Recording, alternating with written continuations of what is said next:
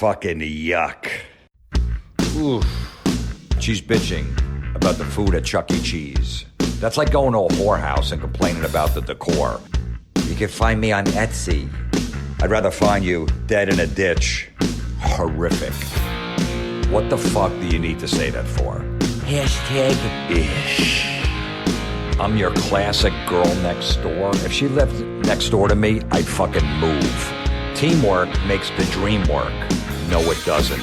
It takes exactly 1 second to get out of your mouth. You're not saving any time. You're not in a rush. Motherfucker. Bro, you good? Ugh. I don't like it. At all. Welcome to the Jim Florentine Everybody is Awful podcast. April 8th and 9th, I'll be at the Wind Down Music Venue in Nashville, Tennessee. April 19th, 20th, AC Jokes Comedy Club, Atlantic City, New Jersey. April 22nd, 23rd, Governors, Levittown, Long Island, New York. Fat Cats Comedy Club in Utica, New York, May 13th and 14th. I'll be in Winchester, Virginia, May 2021 at the Bright Box Theater. Rivet Music Venue in Pottstown, PA, June 2nd with Don Jameson. And then July 7 through 9, Side Splitters, Tampa, Florida. I'm also coming to Indianapolis soon. And Hartford, Funny Bone in Hartford, Connecticut. Also Albany and Syracuse. All dates are up on my website, jimflorentine.com. Comedy Metal Midgets is the email. That's the new one to send. You see any stuff, please send it my way. Send it to that email address. And if you're not on Patreon, you want 3 extra episodes of this shit that I spew every week, go to Patreon, patreon.com/Jim Florentine. It's easy to sign up, just like you sign up for any streaming service. For as little as $5 a month, you'll get 3 extra podcasts a week of this nonsense. So check it out, see if you like it. People seem to be enjoying it over there, so who knows? I talked about the Will Smith thing on my Patreon podcast a few days ago. Originally, I thought it was fake. I said it was a fake slap. It's 2 actors in Hollywood. Chris Rock had a tour starting later in that week, his first tour in 5 years. His comedy tour. And I figured it was 2 jokes between 2 friends. No one was in it. But obviously at this point, it's probably not a joke. They would have admitted, hey, we're just fucking around, messing with everybody. Just that we're still talking, just that I'm still talking about it, I'm embarrassed. So I was wrong because I definitely thought it was a fake slap. That was on Tuesday. I said, it's definitely fake. But it's like almost a week later, and it's probably not. But listen, Will Smith is embarrassed by his wife. His wife's, first of all, they got called out that it's an arranged marriage by some actress a few years back. That, Will allegedly is gay. And, Jada, his wife, is bisexual, men and women or whatever. And it's just an arranged Hollywood marriage. There's a million of them out there. Most of them are arranged. They're fucking sick, demented people. But then when this woman called her out, some actress said it's an arranged marriage, they had to kind of admit it. They go, no, we're just we have an open marriage. We can date whoever we want. And then, Jada Pinkett's with that rap dude or whatever, gets caught because that guy comes out and goes, yeah, I've been dating her. I'm a boyfriend. And then I guess they went on a trip to Hawaii, and Jada Pinkett brought her boyfriend with Will Smith there. It's like, you wonder why that guy's at a fucking boiling point. Why he acted all fucking crazy. And just the constant jokes about his marriage, because she had to put that shit out there because she had some fucking talk show on Facebook. And she puts all this personal stuff out there. Now Will Smith looks like a fucking asshole. All these jokes about his marriage and his wife. Look, they keep that shit, quiet. Those arranged marriages. Arranged marriage. You do your thing, I'll do my thing, but be careful. Don't get it, don't do anything stupid, and we don't want to get this thing out there. It gets out there, and now Will Smith's the butt of every joke. And then Chris Rock makes that joke. He laughed at it. And then he looks, I guess Jada Pinkett gave him some fucking, Like, look, like, you got to be kidding me. You're not going to defend me. And then he has to go up there and do that. Now he looks like an asshole.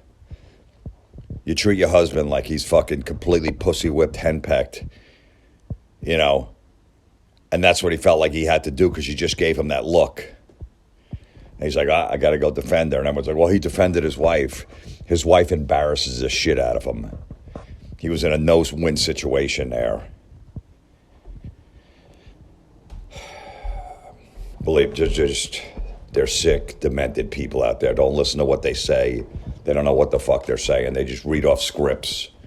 And any political views they have or anything they're trying to push, whatever agenda, it's not coming from the heart. They don't give a fuck. They'll change on a dime.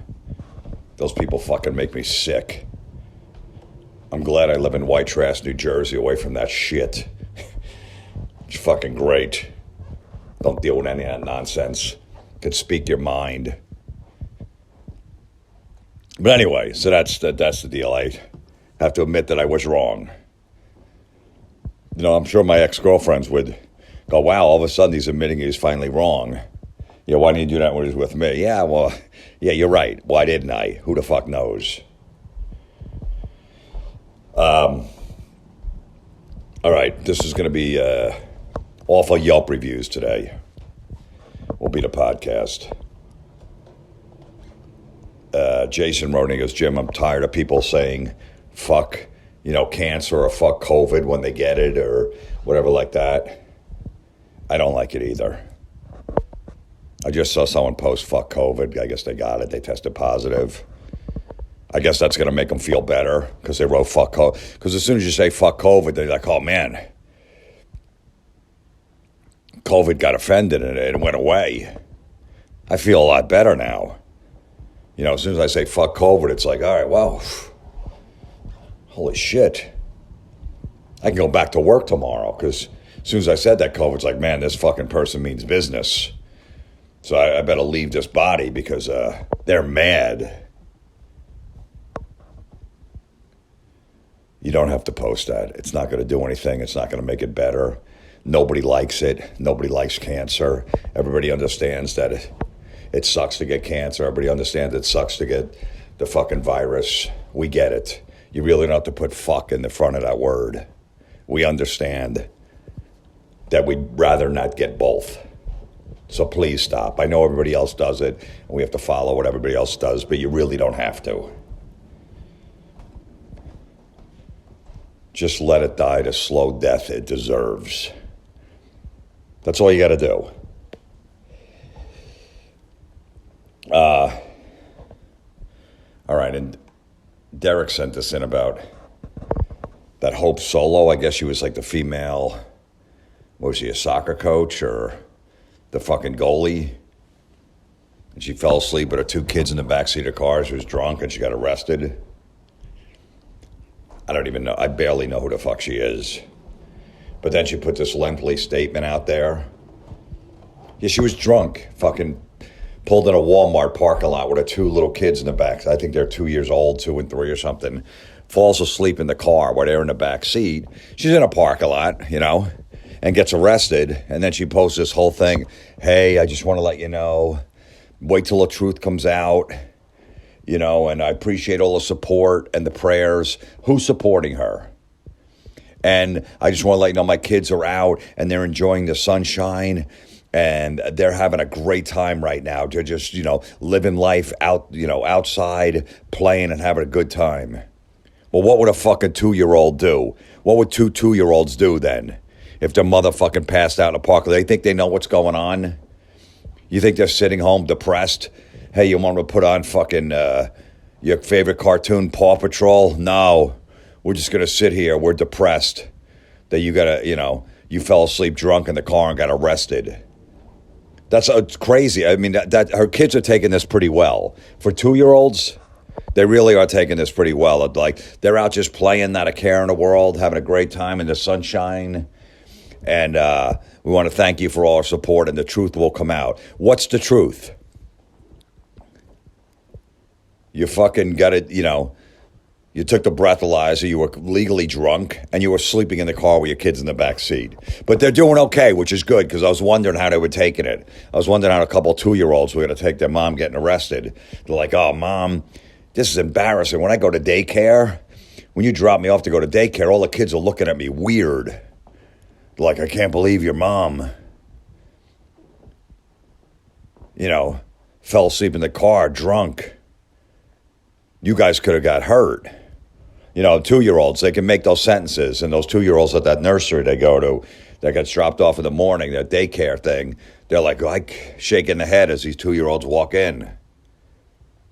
But that's okay. It's good that they're outside and they're having fun and they're enjoying the sun. Those 2-year-olds, your kids. So it seems like they're taking it well. We were wondering.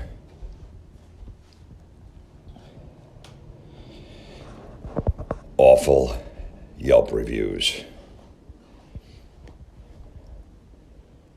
People don't get their way. They don't understand. A lot of people out there bitching that the food, in the restaurants really expensive now, and it wasn't worth it. The chicken wings that used to be $8.95 are now, $12.95, and they weren't that good. And they have some nerve charging $12.95. And the service, still having problems get people working, showing up for work, and the food shortages. Maybe we're out of fucking chicken wings or whatever the fuck we are, And then the service, it's like, well, people aren't showing up for work. Still have a tough time, people going back to work and showing up, and they get mad because they sat at the table a little longer. How about you fucking eat before you go to the restaurant? How about all right, listen, it's a Friday or a Saturday night. They're probably going to be short-staffed, and there's a 45-minute wait to get in. We'll wait. No problem. And they're so packed, and, half a staff showed up, which is happening all over the place. You might want to eat something right before you go, not a big meal just to fucking hold you over. How about you plan in advance? How about that? That might work out. I was going to this comedy show a few weeks ago, and it was like 3 hours from my house. And I was going to meet the other comedian, get to dinner before the show. But I was hungry, and I had a 3-hour ride without traffic. So you know what I did? I stopped at this Wawa place and got a fucking chicken burrito and ate it in the car. 5 minutes into my trip, I go, let me just eat this. I'm not going to see him for 3 hours. And plus, when I get there, by the time we get our food, it's going to be another half hour. That's 3.5 hours. I'll eat a fucking burrito so I'm not out of my mind by the time I get there and fucking cranky and hungry and order 16 other things and overeat and be miserable. Where's my fucking food? So I made a choice. Let me just eat a fucking burrito to hold me over so it's not going to be a problem in 3.5 hours. It's pretty fucking simple if you just break it down. Have a fucking, have a peanut butter sandwich, have a fucking quick slice of pizza. You're not going to eat for another 2.5 hours. It's going to be all right. You're not going to ruin your appetite. You know your body. It's going to be fine. Eat a fucking Cliff Bar.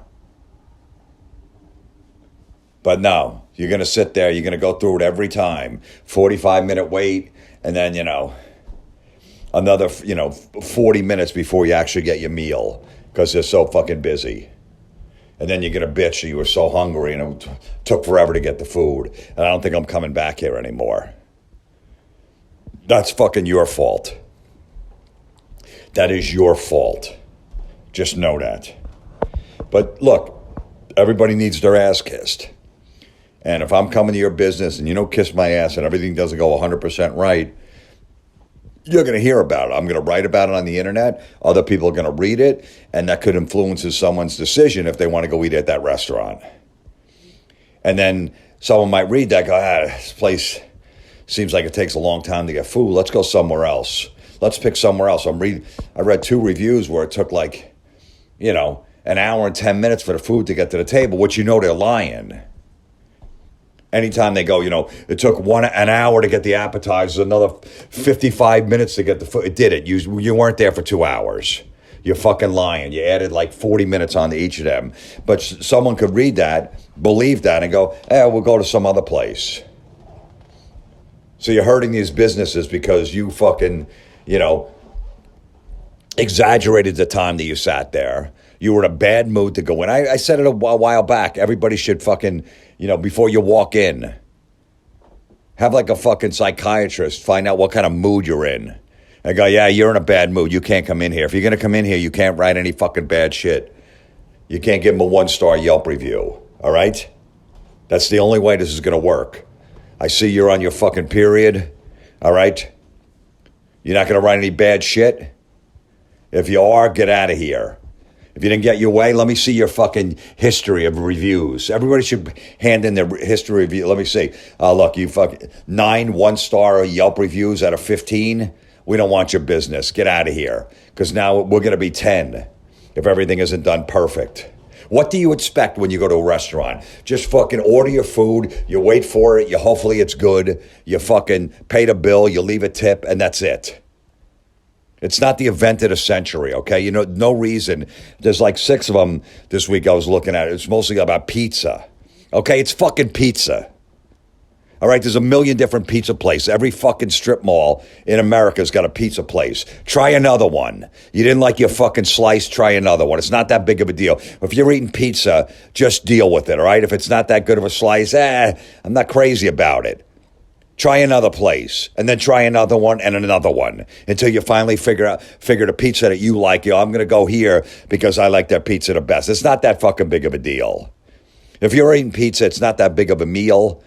It's just like, we're just fucking lazy. Let's just go get pizza.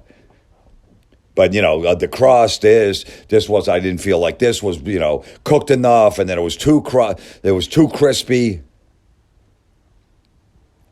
What a bunch of fucking babies. It really is embarrassing, man. It really is. That there's that many fucking babies out there that just can't. If everything doesn't go their way when they're out, they're going to write. My pizza was the crust was a little too crisp. I don't like it crisp. I told them, just don't make the crust too crisp. And it was crisp. 1 star. Could you imagine being that person?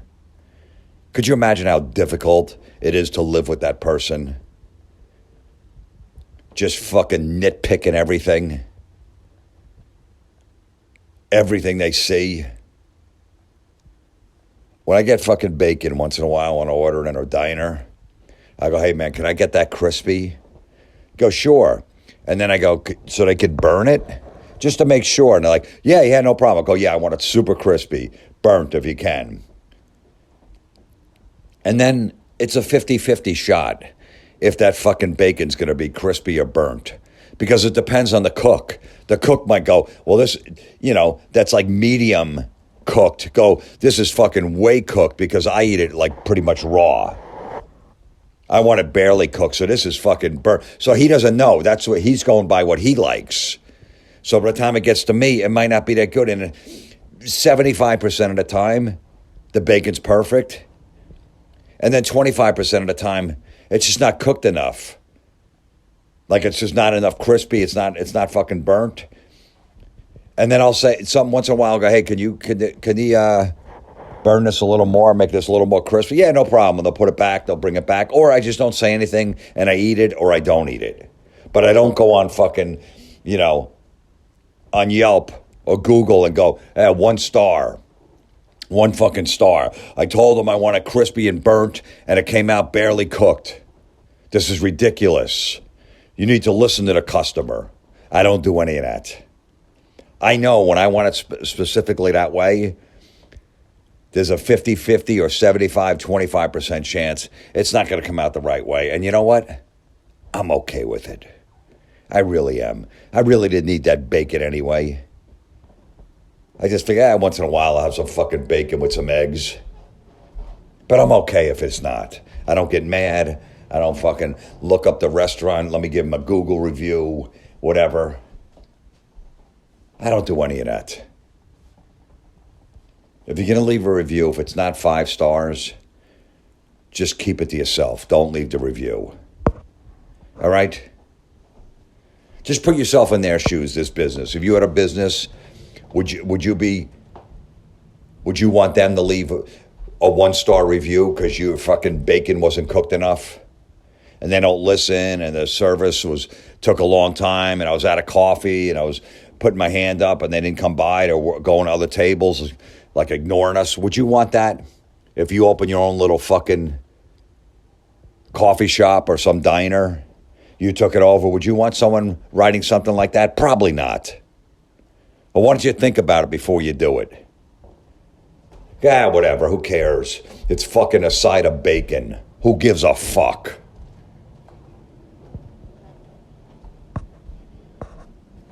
Who cares? Don't worry about it. Fuck COVID, fuck cancer. Remember that. That's more important because that's going to help everything out. Okay, on to the Yelp reviews. A lot of people mad. There's a lot of them. Now, this woman, Jaden, sent this in. He goes, Jim, this restaurant is one of the 3 in a small town in Idaho. Check out this gem.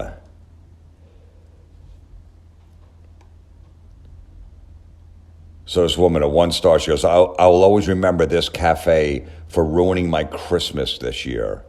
I told them that I was stranded here for Christmas. Why would the cafe give a fuck?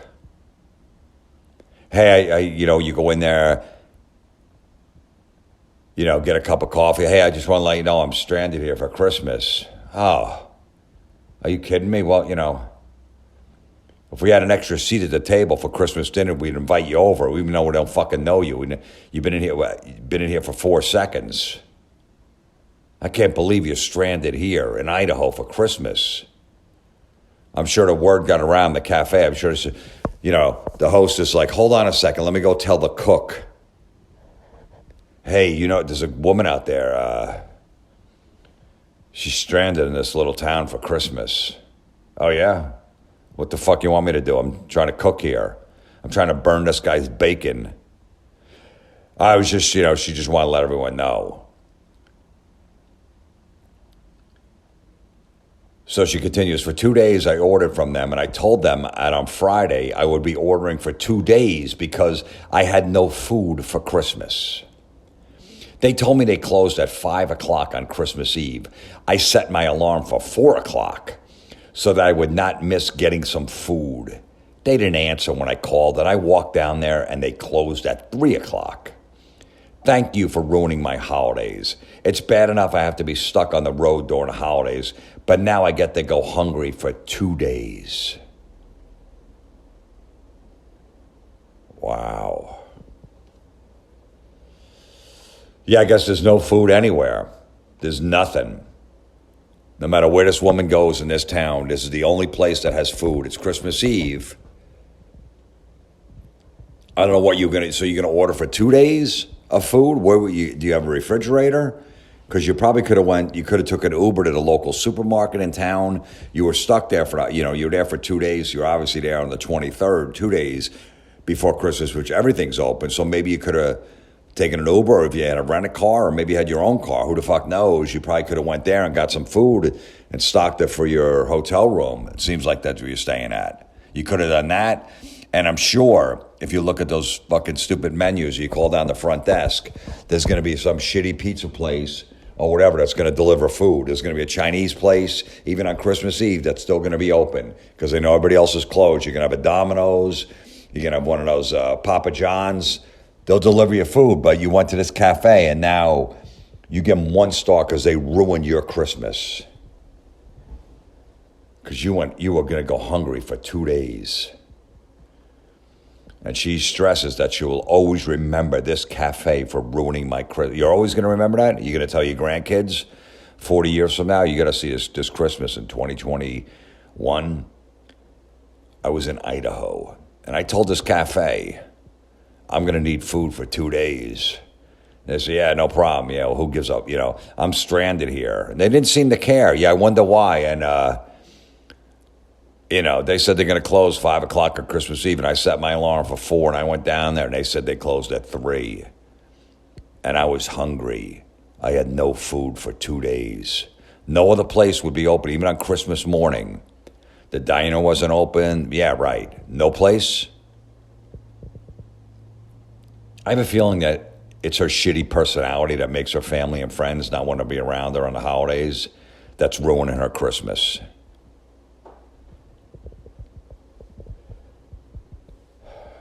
But, you know, I guess she's never heard of Uber. Guess she's never heard of, you know, DoorDash, where they deliver food. Never heard of any of that. She's just, you know, this is 1972. I wonder, did she take a cab to the cafe?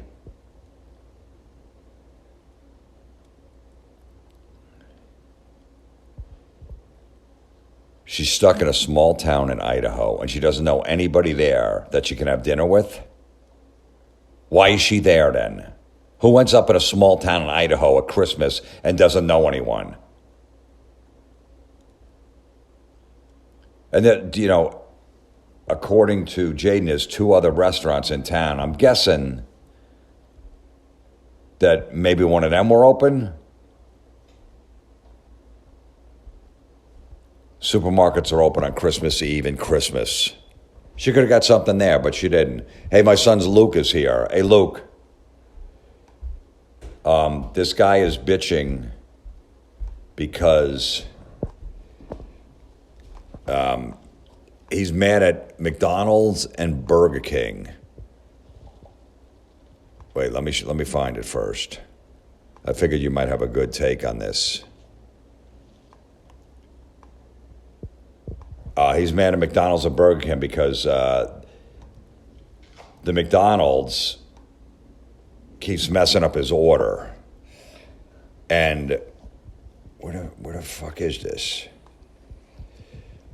Anyway, but give me a second while I look for this. But the people on the podcast liked your rant a few weeks ago about the being on the plane. They kept announcing that we're here, and how many times they tell you about the masks, right? Yeah. Yeah, they just kept saying, "Oh, put your mask on. We got to wear a mask." Yeah, we know everybody's wearing a mask.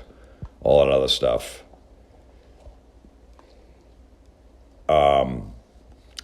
Anyway, the guy said at McDonald's, I can't fucking find it. I thought I had it. But anyway, he doesn't, in his town where he lives in Pennsylvania, he's not happy with the McDonald's anymore. He's done with McDonald's because he took a picture of the bun with the lettuce on it. He goes, look how this lettuce is slapped on here.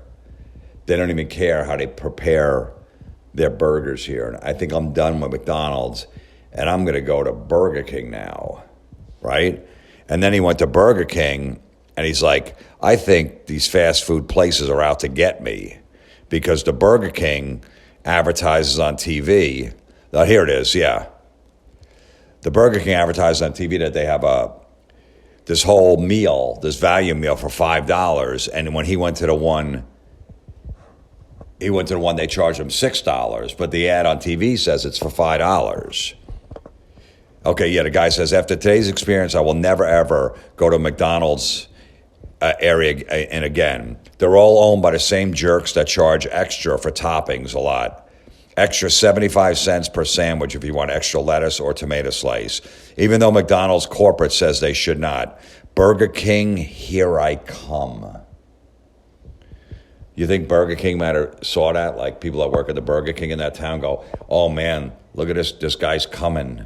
Oh man, we better let's have, you know, like a birthday party surprise. And when he walks in, you know what I mean? Like throw confetti in the air because Burger King, here I come. He's 41 years old, the guy. He's 41 years old and he has the time to post this and go to McDonald's in the same day. Dude, literally nobody cares. Look, so nobody cares that you're going to Burger King instead of McDonald's. Good for you. They're literally. Oh, maybe they prepare the lettuce on the burger better. Well, no, he took a picture of the lettuce here with the mayonnaise. He goes, "This is what you get for 75 cents extra if you want lettuce on a sandwich. that doesn't have lettuce at a McDonald's. It's their decision, not McDonald's. McDonald's will not charge. They do. This is a ripoff. Hey, Ronald, Ronald McDonald. Ronald, you could suck it. Ooh. This he's telling Ronald McDonald that, I don't think Ronald McDonald is real, is it? No. Right, that like Ronald character. He's telling Ronald you could suck it, because I don't know I guess that statue had something to do with it, that Ronald McDonald. So he even took a picture of it and posted this. Look how they put it on there. They didn't put it, if you look at it, like the lettuce is hanging off and the mayonnaise, they didn't put it on that way. There's no way, because it would be hanging off the burger. So he just moved it around just to prove a point. Like, look what they did to my McDonald's. And even if they did slap it on there, it's a McDonald's, and how are they supposed to put it on your burger? Are they supposed to be like, let me put it on gently for you? Okay. Make sure there's no lettuce hanging out. Make sure the mayonnaise is nice and smooth. It's a McDonald's. 15-year-old kids who don't have a life work there, and they just put stuff on there. Right, and there's a McDonald's by our house. They're actually moving it like in the middle of the parking lot, because there's so many people on the drive-thru. It fucks up the traffic in the area. It's been there for like 30 years, and they're actually moving it to the middle because there's so many people in the drive-thru. So 15-year-old kids are just fucking throwing this shit together. Here, bring up next car. Here, get that order out. But I don't blame the 15-year-old kids, though, because they don't, like, you work at a McDonald's. How are they supposed to put the lettuce on your burger? And besides, who eats lettuce on a burger? Well, he wants the burger to be healthy, because if he puts the lettuce on it, that he'll at least get You're going to a goddamn McDonald's. You're not going to be healthy anyway. So now he writes, I think the fast food industry is out to get me. So this guy, I guess the whole fast food industry, I don't know if there's like meetings that they're out to get him. So, they must have these big meetings, and corporate meeting goes, hey man, that guy in Pennsylvania, let's put the lettuce on a little shitty. Let's have the mayonnaise hanging off the lettuce, hanging off the bun. And then when he threatens to go to Burger King, here I come, maybe they called the Burger King, hey, listen, man, this is guy. He's fed up with McDonald's. He's coming to your Burger King, so let's fuck with him. So he says, I think the fast food industry is out to get me. I reported earlier on the McDonald's charging me for lettuce. Now I go to Burger King to get the $5 meal advertised on TV that includes a Whopper Jr., French fries, nuggets, and a small drink.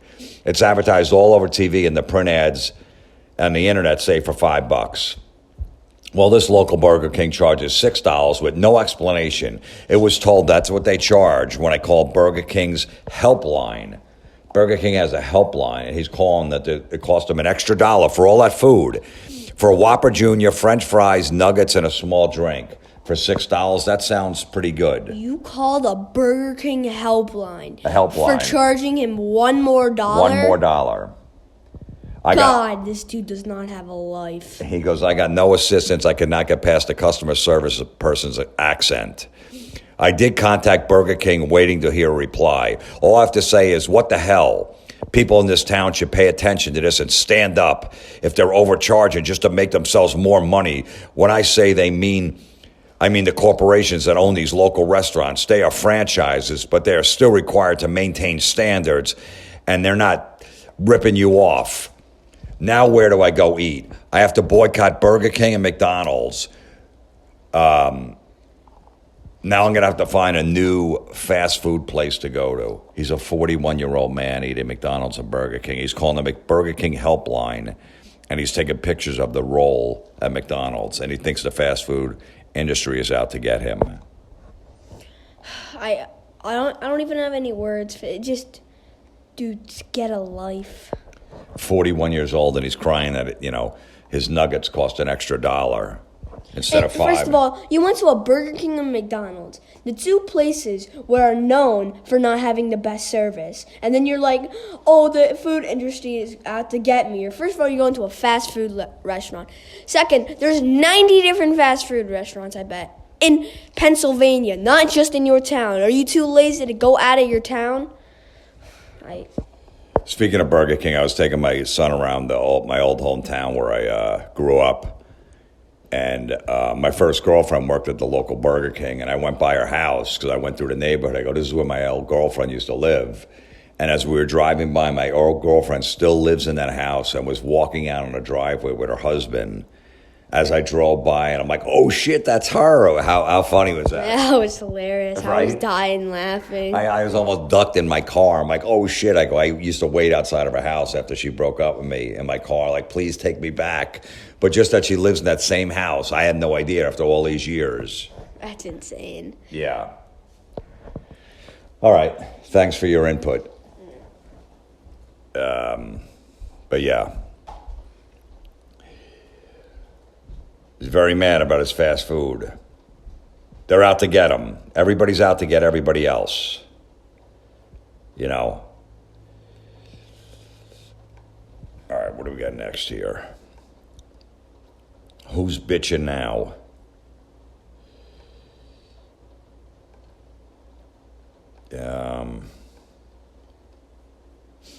Here we go. The pizza, yeah. Guy's mad about his pizza. Guy who sent this in, he goes, hey, Jim, what kind of asshole calls a pizza shop and tells them how to make the fucking pizza? Which is true. I think they know what they're doing there. So this guy gives it a 1 star. He goes, I recently ordered a cheesesteak sub and a 16-inch tomato pie. Oof. The cheesesteak wasn't bad, but oh my God, do these people not know how to make a pizza? First of all, the pizza was put together incorrectly from the order given. The sauce was supposed to be on top of the cheese with sprinkled Parmesan on top of the sauce. I received a pizza which had an unusual thick crust, a full inch thick of just bread. The sauce tasted okay, but the cheese didn't look appetizing at all. Looking like a pure white soup on top of tomato sauce. It wasn't properly cooked and slightly golden with dark spots like a pizza should be when the cheese is baked. The whole pie reminded me of what you might find on the menu of an underfunded public school. Not to mention its disgrace of pizza cost me $22. Do not go here. I implore you. I have seriously gotten way better Italian cuisine from a Pizza Hut. A Pizza Hut. Eat here at the risk of your own health and wallet. Whoa. Whoa. He implores you not to go there because he didn't like the way his pizza was cooked. It's a fucking pizza, dude. Relax. Who puts cheese on the pizza before the sauce? I've been to 100 pizza places. I've never seen that done. When this guy orders a sandwich, does he ask them to put the bread in the middle and the meat and the cheese on the outside? I don't know what a fucking tomato pie is. I had to look it up on Wikipedia.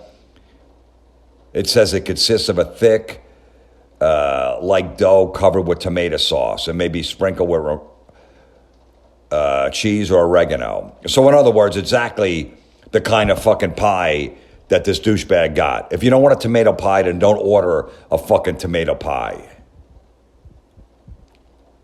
I wish this guy had complained about the pie while he was at the restaurant so they could explain to him just how stupid he was. Why didn't he show them the pie before he ate it and showed them all the faults in it? Why didn't he do that? One pie wasn't made to his liking, and he writes a 1-star review. Imagine if he hooks up with a girl and the sex isn't good. The guy would write a whole fucking blog about it. It didn't go my way. Hey, things aren't going to go your way. That's just the fucking way it is. This guy wants to warn everybody they don't know how to make a pizza the way I like it. Because I'm sure that, that place would be in business for how many years if they didn't know how to make pizza there.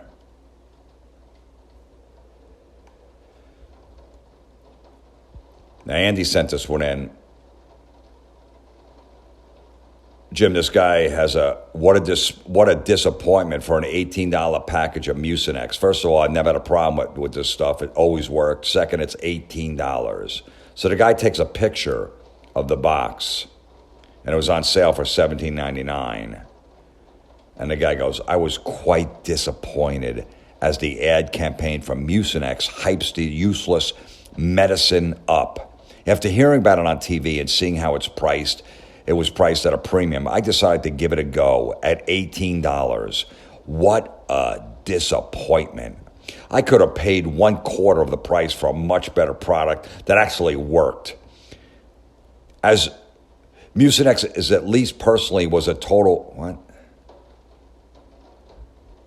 As Mucinex was at least personally was a total ripoff, which I'll not consider buying again. Mind you, I picked this useless Mucinex at a discount.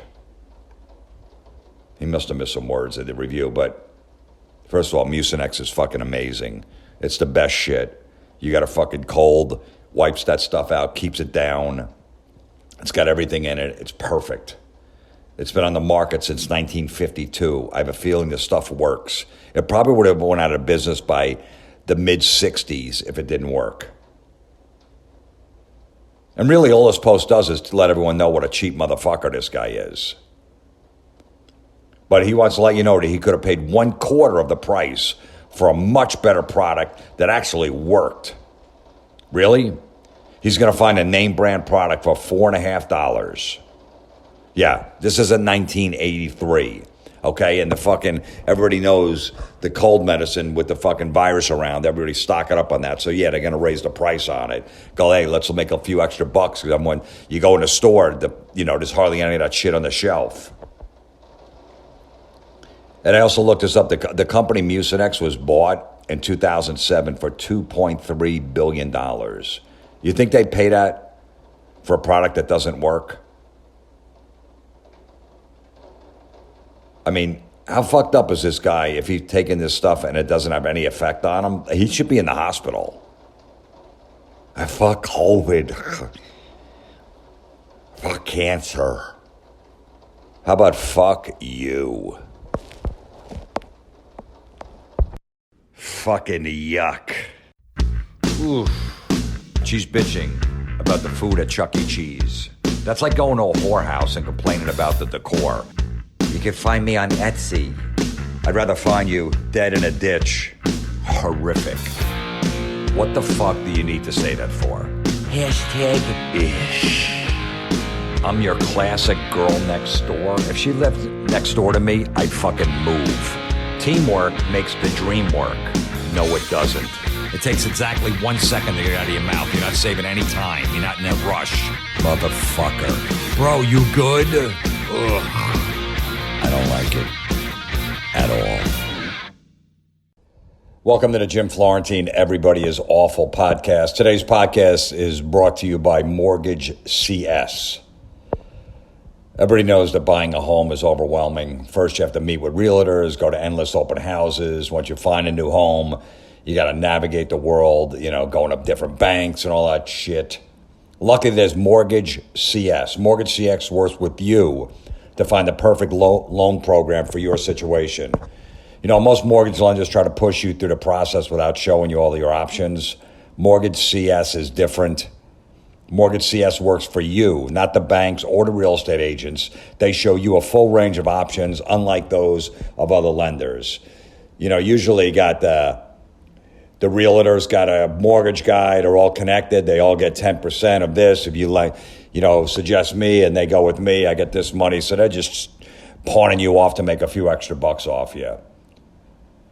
Mortgage CS priority is earning your trust by putting your financial best interest first, not their bottom line. With the evening and weekend availability, their service is second to none. The CS in Mortgage CS stands for concierge service. So just think you can get to them on the weekends, Saturday, Sunday, at night, whatever time you want. So if you go to some open house, you want to get it, now there's like 17 bids on every house. Everyone's paying $30,000 more for every house. So you got to get your bid in quick, get the mortgage approved, all that other crap. These guys are around on the weekend. You can actually text the CEO of the company. Call or text the CEO, Ben, at any time at 267-391-7425 for VIP treatment. What other company does that where the CEO, you could just text him or call him anytime and he could help you through it. Instead of waiting till Monday, I got to wait till Tuesday. You're only open 9 to 4. If I call after 4, I'm screwed. Visit mortgagecs.com/comedy to schedule a call today. Just mention my name and that I sent you and to hook you up. Not convinced? Google Mortgage CS and read their over 200 5-star reviews. And that's this podcast this week, awful Yelp reviews. You won't see any on Mortgage CS. They go over 200 5-star reviews. That's mortgagecs.com/comedy. A call or text their CEO, Ben, 267-391-7425 to get concierge service you deserve. The advertisement is not a commitment to lend or extend credit. Mortgage CS is an equal housing opportunity mortgage broker. All loans are subject to credit approval. Certain restrictions may apply. Company NMLS hashtag 1464766. Visit mortgagecs.com/comedy for more information. There you go. We got through it. Bottom line, you're going to buy a house, you think about you need a mortgage, just contact this company. They'll take care of you. They're fans of the podcast. Come on, the guy's got a good sense of humor. And the whole company does. Also, if you're in the Jersey Shore area, New Jersey, there's a restaurant called Alponte, Alponte. It used to be Simcoe's Pub. It's in Neptune, New Jersey on Route 35 South. If you're in the area, go there. Mention Everybody Is Awful podcast. They will give you a free margarita pizza. That's right, I said margarita. They will give you a free pizza. I was just at the place last week. Place is phenomenal. Alponte, Neptune, New Jersey. Mention Everybody's Awful podcast. You get a free margarita pizza. You like good Italian food, place is phenomenal. All right. I'm coming to the following cities. All my dates are on my website, jimflorentine.com. I'm coming back to Omaha, Nebraska. I haven't been there in a couple of years. The Funny Bone, that's not till October 14th, 15th. Coming back to Atlanta, Laughing Skull Lounge with Don Jameson, October 27th. One show. Get your tickets now. It will sell out.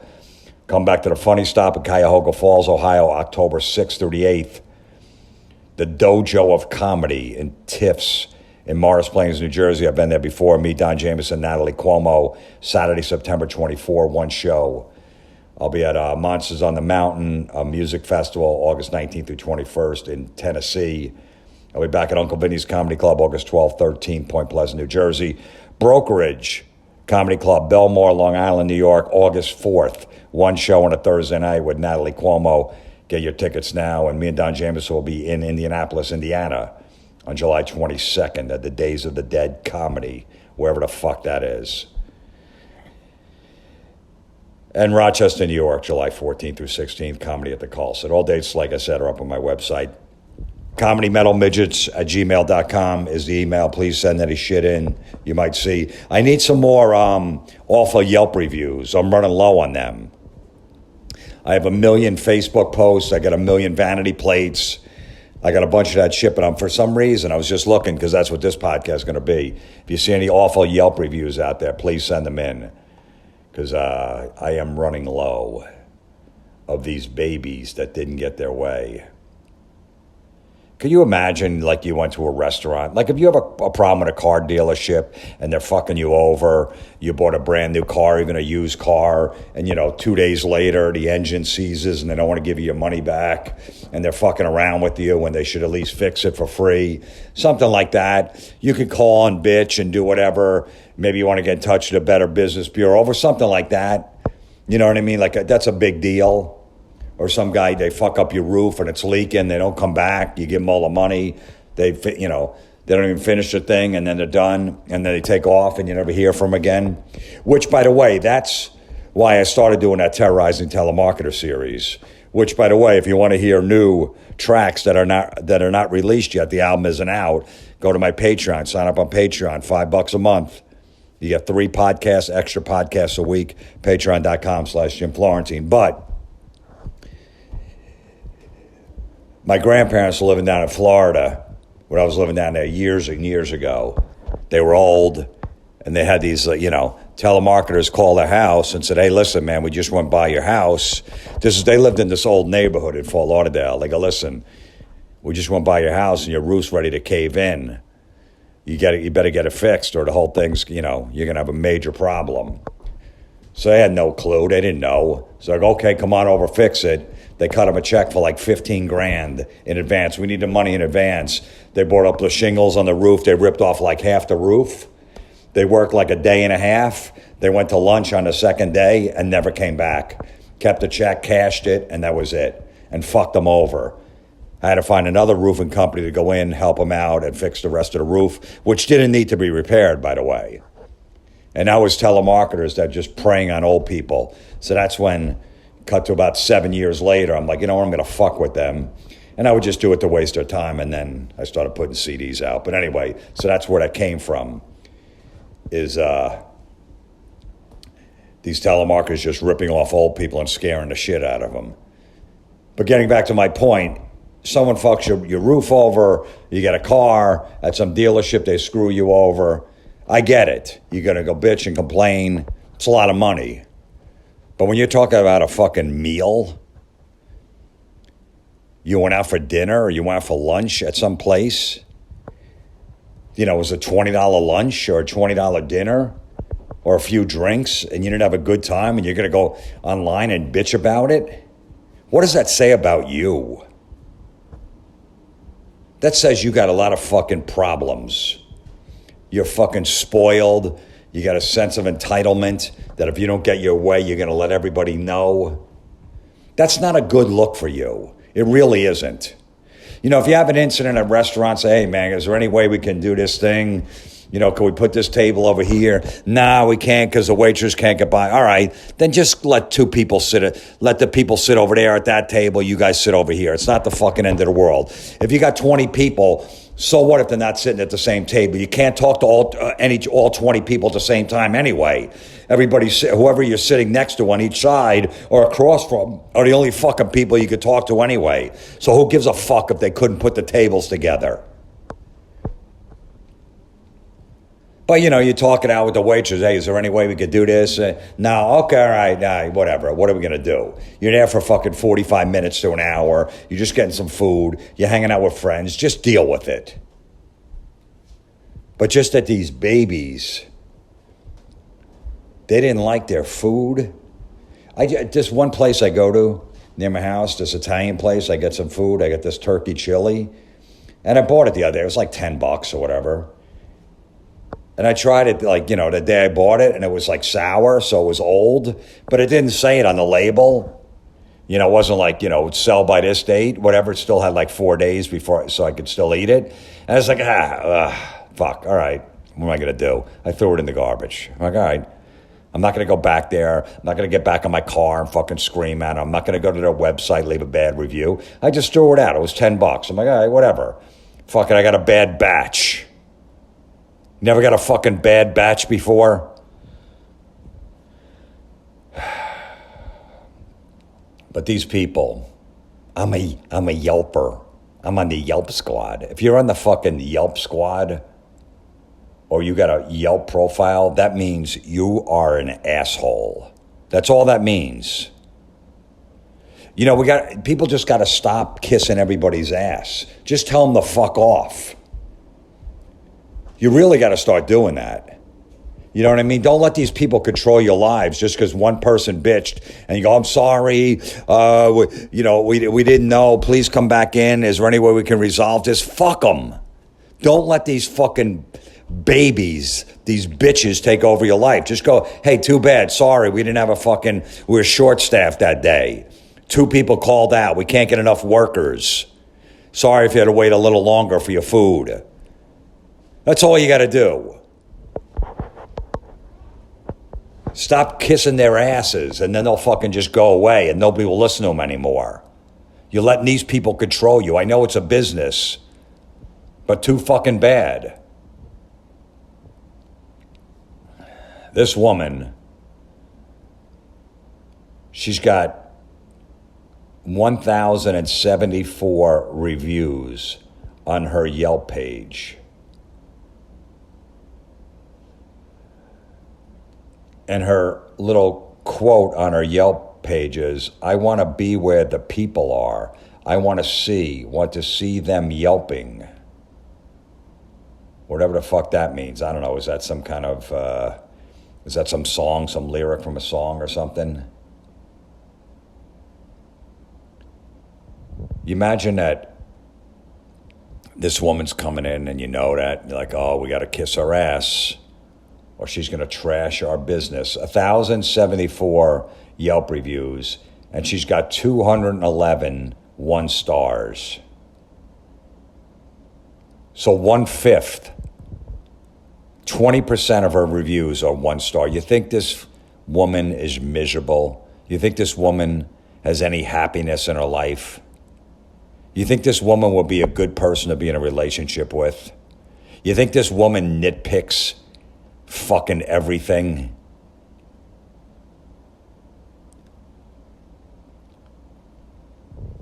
I mean,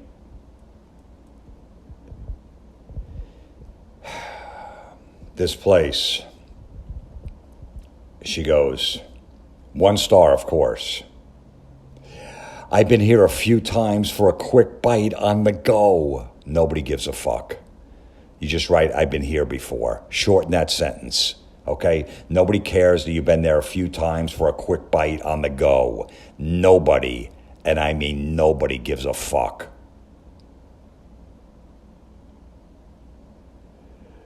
They're far from the best, being the best egg rolls in the immediate neighborhood. However, they're pre-made, so they're quick to get. I also ordered iced coffee from here a few times, and the prices are always a little bit different, usually off by 10 or 15 cents, so I don't complain. You just did. And no matter how you ask for your coffee, it's going to be insanely oversweet. I don't complain because I know what I'm getting. Shake it and deal with it. Again, speed here is usually top notch. Today, I swung by around 12:15. You don't have to tell you what time it is. We don't give a fuck. It doesn't do nothing to the story. It doesn't move it along. Okay? Today, I swung by around 12:15 to actually sit down and enjoy breakfast with my iced coffee. Did ya? They're cash only, so I hit up their ATM. Restaurant was empty. A couple came in to order. They were grabbed immediately. I'm getting cash out, so all good. Wow, you're noticing a lot. As you're getting cash out, you're putting your fucking PIN number in. You notice a new couple comes in. They get seated immediately. You got fucking eyes in the back of your head, don't you? They go sit down, and now I'm the only person online to order. A young woman comes in and stands behind me. I'm standing there awkwardly while the woman looks at me. She sticks her neck out to talk to the woman behind me and asks in Spanish if she knows what she wants. Lady acts like I'm not there and begins her order. I just left because this place isn't worth the aggravation. 1 star. You think this woman's a little impatient?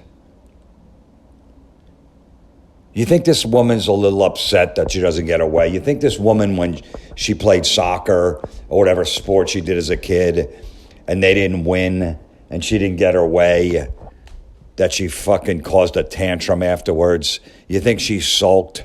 You think she had any good times? You think at 10 years old she loses a fucking soccer game and they don't pass it to her? And, you know, I can't believe they don't pound the best on the team. That she would just sit there and cry instead of being a fucking kid. I'll never forget, my kid was playing Little League. He was like fucking 7 years old. And they were in a playoff game. And they thought they were going to win. They could go to the championship the next week. And they were getting blown out like 13-1. It was embarrassing. And I'm like, oh man, my kid's going to be all upset. Fucking, you know, he's in the playoffs. He comes to me. I'm hanging out by the fence. He comes out on deck. It's the last inning. They're getting blown out. And he comes over. He's like, Dad, do you think we can get ice cream after this game? Because a bunch of the kids are going to go. I go, of course. He goes, all right, awesome. He didn't give a fuck.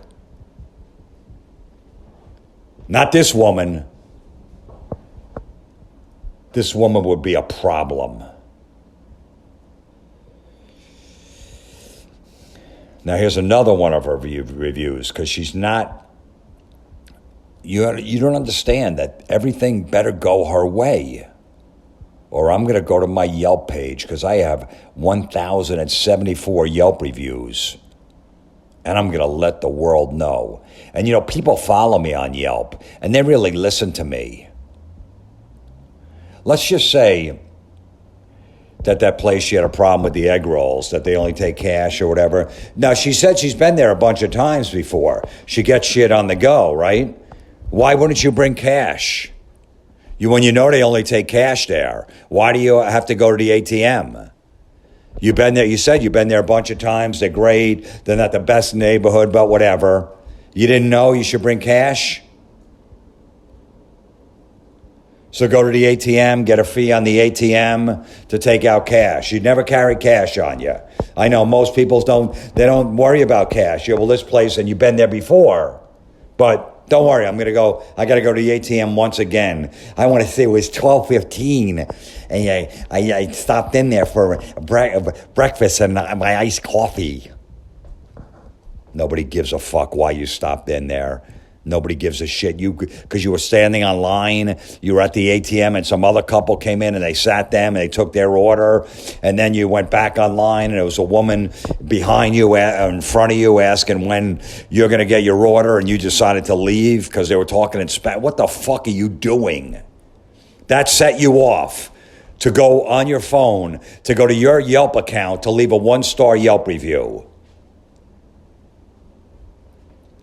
But let's say she's got friends, because she thinks everybody, oh my God, I got 74 people follow me on my Yelp page. They always look at my updates. Let's say somebody likes that place that she went to, that she had a problem with. Do you think they're not going to go there anymore because she waited online? She forgot to bring cash, and then they were talking about Spanish. When am I going to get my order? And she got embarrassed and she left. Do you think they go, we better not go there anymore because my friend, she went in there the other day and, she forgot to bring cash, even though she knows they only take cash there. So she was at the ATM and all this shit went on behind her back. She was noticing everything. So maybe we should try a different place. The boyfriend's like, yeah, but it's right down the street. We fucking love that place. We've never had a problem there. I know, but she has. So maybe we should find a different place. And the boyfriend goes, no, fuck her. She bitches about everything. We've talked about that before. Now, here's another place in the neighborhood she's got a problem with. Another 1-star. Now, she left the first one on June 6th, right? 2022. And now this one was 4 days before, on June 2nd, 2022. So in the course of 4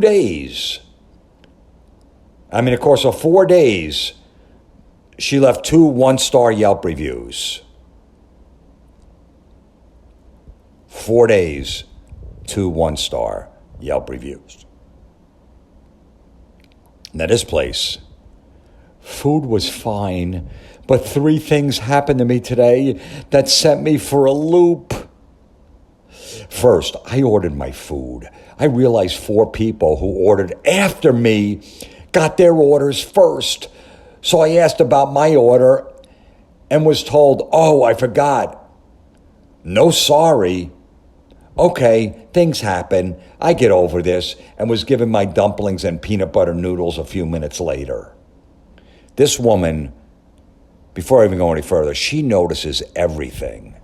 She is unbelievable. As soon as she goes in there, she's like, who's that? What? Wait, when did these people come in? Wait, I was in here before them. Hey, why did they get their order? Hey, those people over there just got seated, and the waitress went right over there when that couple came in about 4 minutes ago. No one went over there. What the fuck is going on?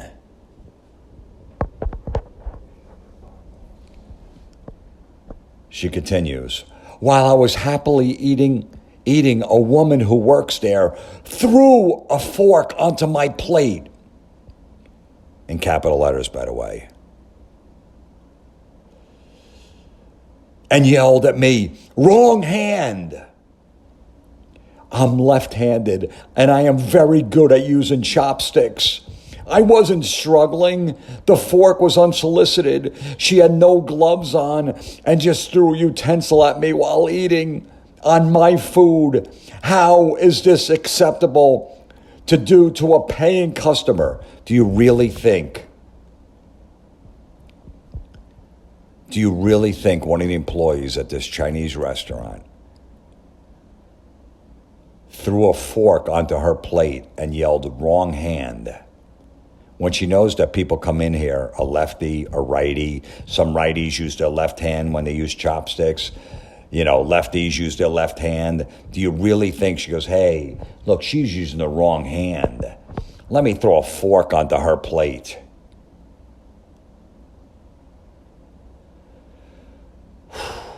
I'm left-handed, and I'm embarrassed that this woman is left-handed because somehow we have something in common. I'm going to just start writing with my right hand from now on just because of this fucking bitch.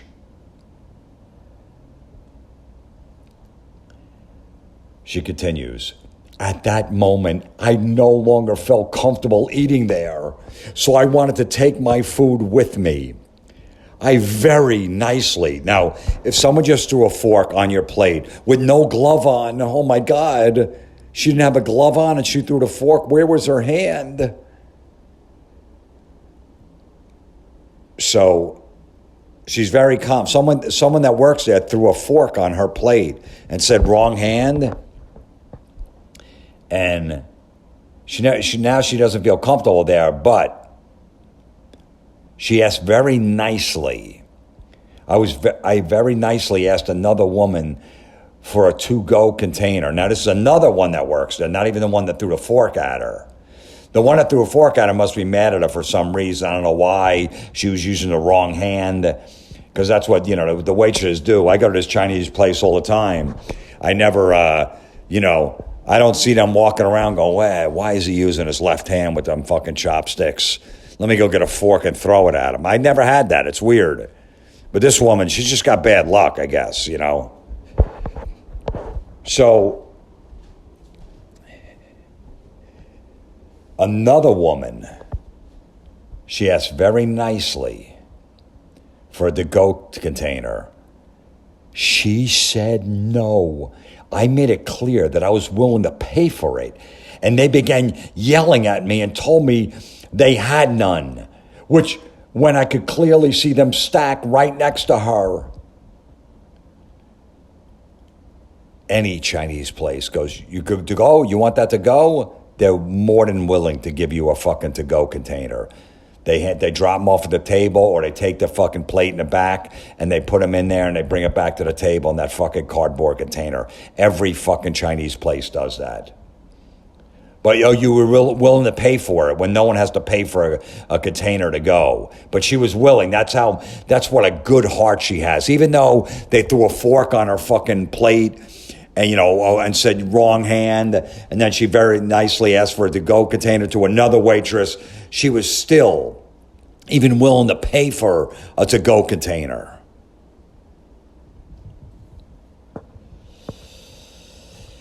She continues, "They started raising their voices and I couldn't understand what they were yelling at me.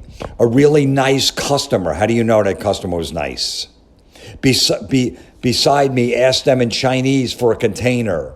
I explained that I wanted to take home at least the noodles to my toddler so my toddler could try them. They ran their mouths and the customer said he was sorry but didn't want to translate what they said. But I wasn't getting a container. I felt mortified. Some folks in the restaurant were laughing at me.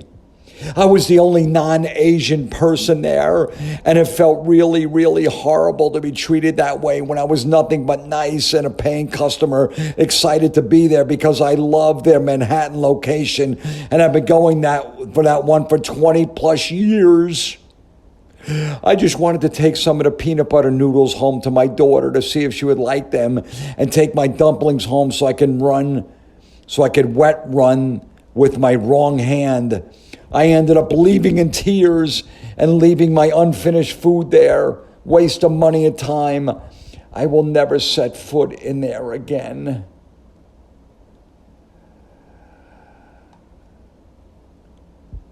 And then she must have put this on Instagram or TikTok. Another thing, she took a picture to people. On my way out, I asked one more time.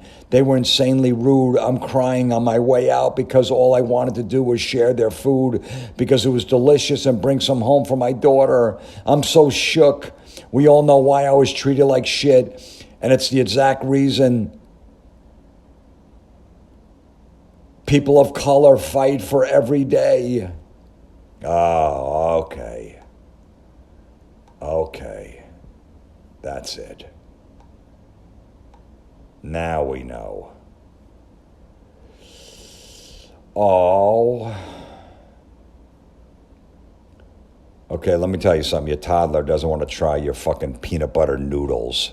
Okay, your toddler wants to eat the fucking whatever shit that toddler eats. They're not really interested in Chinese fucking peanut butter noodles. Okay, just because you like them doesn't mean your fucking toddler's gonna like them.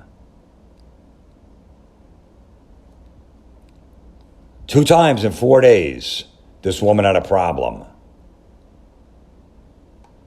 They wouldn't give her a to-go container. Can you believe that? I mean, that is some shit. It's like, come on. Now, she left one more 1-star Yelp review to some brewing company. This was a month before, so now she's got 3 1-star Yelp reviews in 30 days. I just came here with 2 friends. You don't have any friends. You can't. You must work with them. Maybe you're their boss and they have no choice but to kiss your ass. But who the fuck would want to hang out with you? Who would want to hang around with you when you critique everything? She continues, I just came here with 2 friends. We waited in the outdoor area for about 10 minutes and then tried to order at the bar. The bartender told me she couldn't take our order because she wouldn't know what to do with our tab. So we went back to the outdoor tables, enjoyed some free water, and 25 minutes later we left because not one person came out. Not one table was checked on. Picnic table behind us was mad because they had no service for 25 minutes either. Indoor vibes are dark, cool, and crafty. Outdoor patio is nice, clean, welcoming. Nice for small groups or a date. But 1 star for the water because after 25 minutes of patience, it's all we got. So we left. Imagine that. Imagine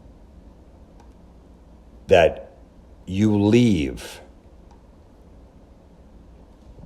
because there was no one around. You were at the outdoor patio. You could have went inside to get drinks. I know you wanted to sit on the patio. You don't understand. When you go in a restaurant or you go into a bar, okay, and you don't see any service, but you guys need drinks, that's always the key. Get the fucking people drinks right away. Especially when you got some fucking whiny females with you that fucking gotta have, they're on, they're drinking. So now you get to the bar, you gotta get them drinks so they're gonna get fucking real cranky real quick. Real cranky, So I run to the bar. What do you guys need? Who needs it? What do you guys need? We'll get a table over here. All right, it's busy in here, but I'll go get the drinks at the bar. What do you guys need? I run right to the fucking bar, get 6 drinks, bring them over to the table to calm the fucking cranky females down. It's like having fucking infants with you, toddlers. Get them some food. Hurry up. Get some fucking snacks out. The kid's hungry. It's past his fucking feeding time. Bring them to a restaurant. You're going to wait there 45 minutes. You don't have any fucking animal crackers or some shit you could give the kid to hold them over. That's a fucking rookie move. That's stupid. And it's the same with the adults. You got some cranky fucking females there that need drinks and they want them right away. But then you got to go sit in the corner and the waitresses are running around. The place is packed. Go to the bar. Get the fucking drinks. Get them on the table. Calm everybody down. Calm them down. That's what you do. So this woman decided, let's be on the outdoor cafe. Let's be outside. You're in Manhattan. All these fucking places are hurting for workers. They're overworked. They're short-staffed. And, she's waiting and waiting. And she could have went inside because she checked out the inside. It was pretty nice. It was a dark vibe, whatever fucking vibe you're talking about. whatever bullshit you're talking about. You could have went in there, but no. Nope. Let's go in there and go get drinks. She went to the outdoor patio and they said, hey, we don't know how to run that. Like a bartender wouldn't know how to run a tab. Like a bartender wouldn't go, all right, hey, you're going to pay for the drink. All right. Hey, can we run a tab? She goes, no, because I'm the bartender. All right, we'll just pay for those drinks. You couldn't put your credit card down. You couldn't, pay for the fucking 4 drinks right at the bar and then go sit down. And when the waitress comes over, you think she's really going to get mad that you already got drinks? She don't give a fuck. That's one less thing that she's got to do because she's running around like a fucking maniac. But you couldn't do that either.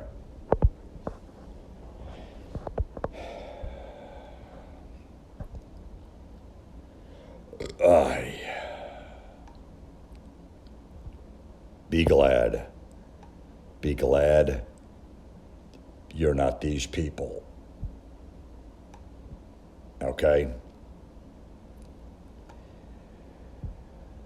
Samir sent this one in. He goes, Jim, this is on a Razor website for a $100 electric scooter.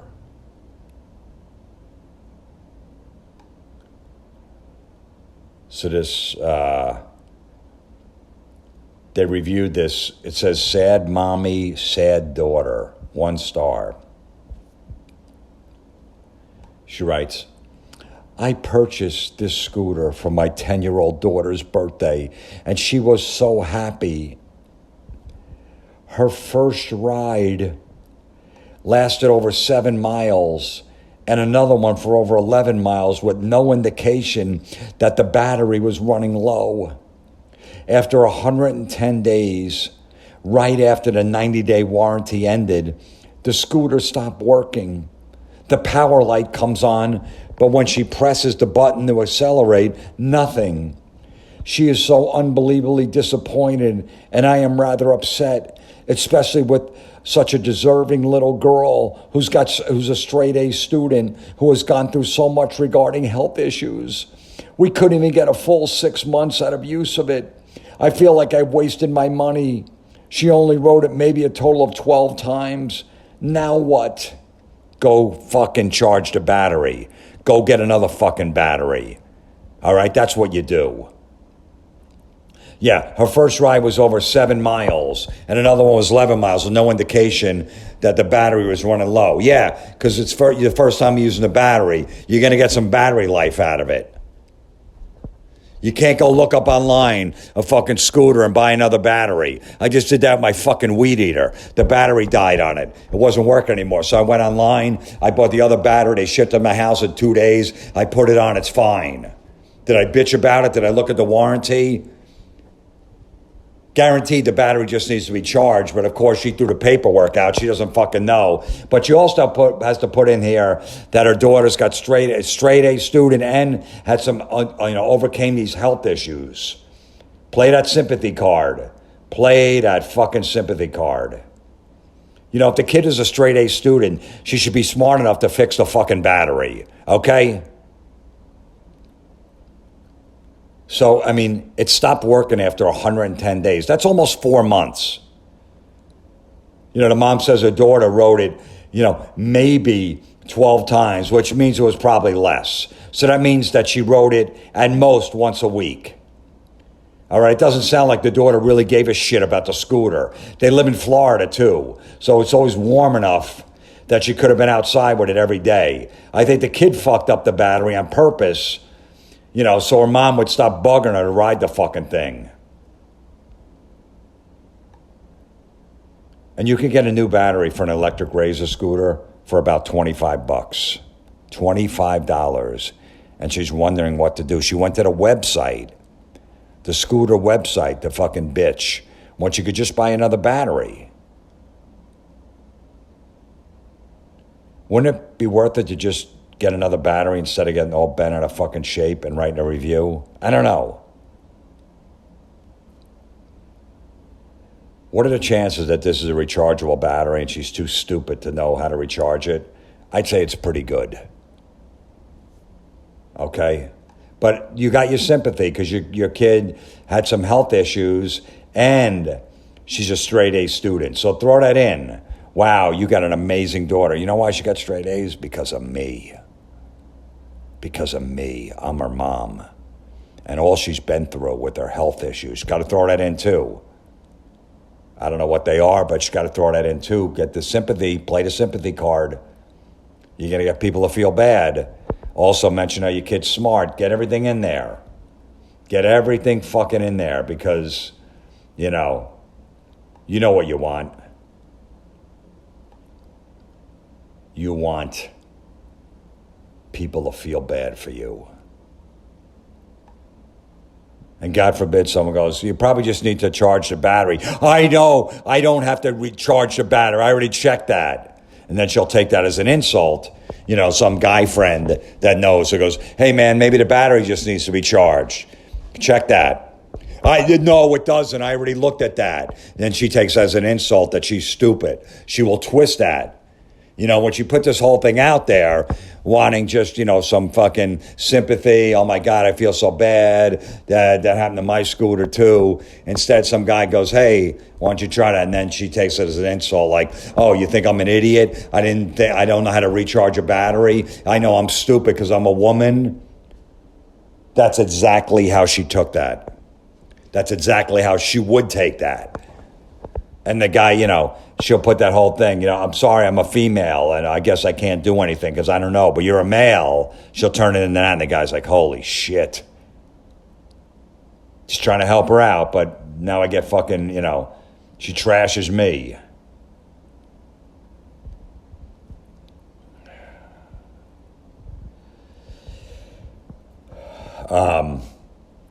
This next one got sent, and I don't know who sent it, but local restaurant stays open to serve guests after hours, and the guest leaves a 1-star review.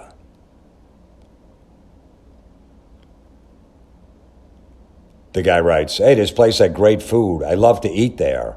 I am sad to say this will be my last time. But why are you sad? Nobody asked. Nobody gives a fuck. Nobody's going to check in on you. Hey, man, are you okay? What do you mean? Because I just read your Yelp review. You said you're sad. I just want to know if you're, doing any better. You want me to come over? You need to talk? I'll come over. We'll sit up. We'll fucking, I'll try to help you through this. He goes, I'm sad to see this will be my last time. It's Saturday night.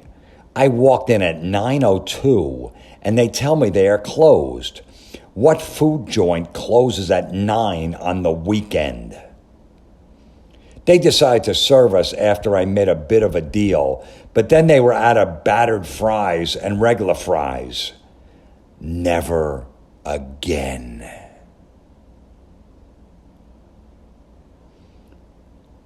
A lot of food places close at 9 o'clock on a Saturday, okay? He comes in at 9:02. The place is already closed. He says he makes a big deal. He's fucking bitching and moaning. They're okay, no problem. Imagine that the employees want to go out, to get off work. By the time they clean everything, they're out of there like 9:30. They go meet their friends, go fucking drinking, go to a party or whatever. They're excited. Good, I'll meet up with you guys by 10. And this motherfucker comes in at 9:02 and starts crying. I can't believe you guys close at 9. It's ridiculous. So then you decide, okay, you know what? We'll serve this guy. A major inconvenience. They probably already shut the grill down. Okay, fucking, can you light the grill back up? Start the grill back up. This cocksucker needs some food. He's a fucking bitch.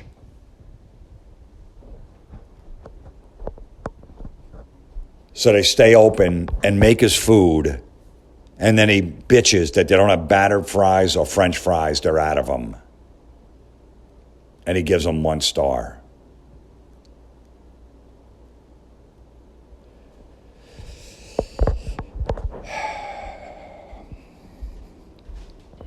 Gives them 1 star. Didn't take into consideration they stayed there, inconvenienced everybody. Everybody, whatever they were going to do after the place closed, get home, watch a movie, fucking catch up on some show they're watching, whatever, meeting their wife out, their girlfriend out. Delayed everybody and then causes a scene. They go, okay, you know what, we'll stay open. What do you want? And then gives them 1 star because they were out of battered fries. I don't even know what fucking battered fries means. I don't even know what that is. And regular fries. Never again. He writes, never again.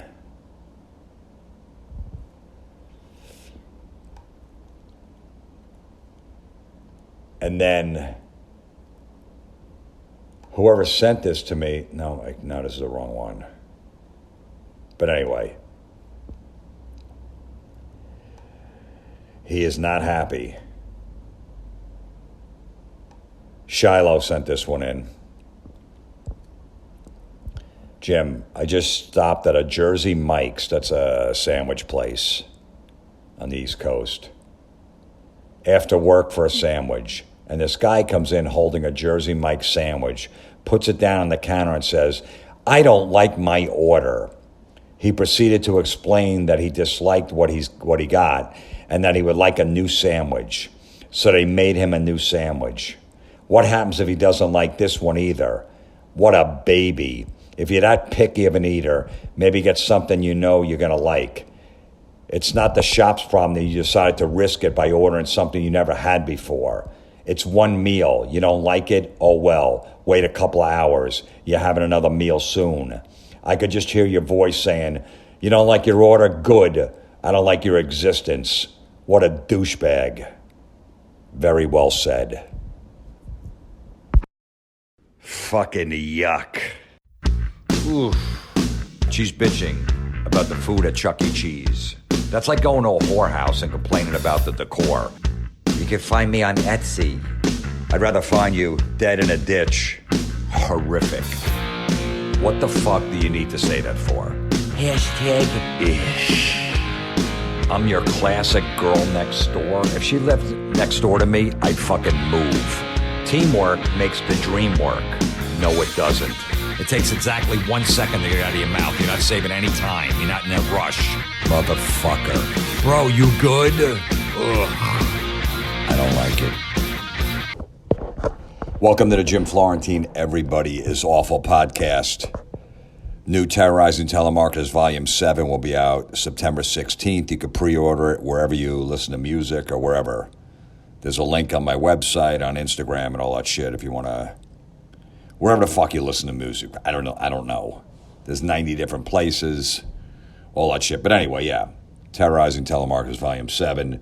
Comedy Metal Midgets is email to send anything that will be good for the podcast. Please send it my way. Also, if you want 3 extra episodes a week of this podcast, go to patreon.com/Jim Florentine and sign up for as little as $5 a month. You will get 4 days a week of this nonsense that I'm spewing. This week's podcast will be awful Yelp reviews. I've been on a roll with this. It's re-energized me just how pathetic these fucking people are. Just how embarrassing the sense of entitlement that these people have. But first, let's get to a couple of things that never happen. Once again, pathetic people on social media bragging about what a good person they are, and they want everyone to let them know that they are. And please comment in the comment section on what an amazing person I am. You imagine doing something nice for someone, and then as soon as you're done doing it, you have to run to your Facebook or where the fuck you post shit and brag about what you just did. Like, that comes from another fucking level of insecurity. I need some fucking pats in the back. I need some admiration. Please tell me how amazing I am. Could you picture that? Like, imagine you help some old lady across the road. She's really slow, and the fucking light has already turned red, and you go, oh, shit. You run back, and you help her, and you put your hand out. Hey, hold up. And you get her across. She's like, thank you so much. I really appreciate it. Yeah, no problem. Nobody, you're good? Yeah, I'm good. Thank you again. Imagine go, I got to go post that on Facebook, what I just did. I have to let everybody know what an amazing human being I am. Everybody knows that at any time you can help a stranger out. We all know that. We just decide if we want to do it or not, if we're in the mood, if we feel like that person deserves it or whatever. We all know that. So you posting these fucking fake stories is going to make more people do more nice things. It's going to make more people make up more fake stories about some nice things that they think they did and they wish they did, but they didn't. That's all it's doing. I mean, just looking at somebody's, Facebook or whatever, and you're looking and you see how much comments and how many likes they got on a picture, and then you go, wow, I got to get a lot of likes too. How am I going to get the same likes as them? It's like, that shit should have been over in fucking high school, that whole competition thing. When you're trying to compete. After that, I mean, these people in their 30s, 40s, 50s, and they're still doing that. How does that make you feel better? Like if your friend that you secretly, trash behind their back gets a bunch of likes on some fake story, and then you go, well, now I got to come up with a fake story, and then you look, and ultimately you get more likes than that person. Is that going to make you feel better? How long is that going to make you feel better? Go, I just passed her in likes. Good. Now what? Now what do you do with the rest of your day? She made up a lie. You made up a lie. And now you're all so competitive. But meanwhile, you're fucking nice to her face whenever you see her. Got no pride, love you, let's hang out. Absolutely, with your fucking phony bullshit. But you're mad at your age, whatever fucking age you are, that someone got more likes or whatever on their comments, got more comments. Who the fuck cares? Why would that even be on your radar in your life? Why? Now, Christine sent this one in. She goes, Jim, I read a column and came across this stupidity. Now it's not just on social media. What is it that makes people have to lie like this? Don't they realize how fucking stupid they sound? So, this guy posts, I guess it was in an article, what she was saying. A few days ago, I was at the grocery. It's always at the grocery store, right? Didn't I call it out like 3 years ago with these stories that never happened? They're always in a grocery store. They picked that spot. She goes, a few days ago, I was at the grocery store that was packed. Every cashier had long lines. There was a beautiful little girl, maybe 3 or 4 years old, in the line next to me who saw a Minnie Mouse balloon that she loved. I mean, really loved. Really is in capital letters, just stress how much she liked it. A 3 or 4 year old little girl, can you believe she liked the Minnie Mouse balloon? He continues, I decided, what the heck? I'll get it for her. First asking her parents if it was okay, because my twin girls are 16 and long past the age of being delighted by balloons. I tell this not to show how nice I am, but to relate what happened next. The gentleman behind me cleaned the conveyor belt for the cashier. Someone else invited an older lady to go ahead of her in the line. A young man paid for harassed mother's diapers and formula. It was as though the whole store got nicer and politer. Each kindness has a chain reaction, but usually you don't get to see it. This time I did, and it was so cool. Choose to be kind. Now, he wants to let you know that this is not to show how nice I am, but to relate what happened next. First of all, he sees a little girl. She's 3 or 4 years old. She sees a Minnie Mouse balloon that she loved, really loved. I decided what the heck I'll get her for, but first asking her parents if it's okay. So they're online with the little girl. She's liking the balloon, and this stranger comes over and said, hey, listen, I see your kid likes this balloon. Can I buy it for her? And they go, sure. Instead of going, no, we're good. There's enough balloons at home. We got, no, it's all right. It's fine. Thank you anyway. But the parents go, yeah, sure. Yeah, buy her the balloon. Absolutely, stranger. I mean, I don't know how we're going to do this. I mean, if you're ahead of us, so you'll buy it and then walk back in the line and give it to us. I'm not sure how we're going to work this out. Should we meet you in the parking lot? Whatever, there's long lines in here, remember. Imagine going up to somebody, like how pathetic and sad that you had to make up a story. You went up to some stranger's parents, go, hey, can I buy your kid that balloon? They're like, get the fuck away from me, you creep. Just that he's saying that, he sees this beautiful little girl, maybe 3 or 4. You're being a little too descriptive with that. Okay, so, but he sets this whole thing up. It's not to show you how nice I am, but to relate what happened next. So can you believe this chain reaction that the gentleman behind me cleaned the conveyor belt for the cashier? Okay, so how did he clean it? What did he have? Did he have a rag in his pocket? Did he have some fucking spray and a rag with him? Did he open the paper towels that he had in his basket? What did he wipe it down with? You're not really clear on that. Did he take her little bottle and go, hey, give me that, I'll wipe this down for you? You didn't really explain it. But no, look, a lot of guys I see when I'm in the shopping, they have like a little spray bottle attached to their belt, and they got like a little rag hanging out their back pocket. So if the cashier's busy, he'll just wipe down the conveyor belt.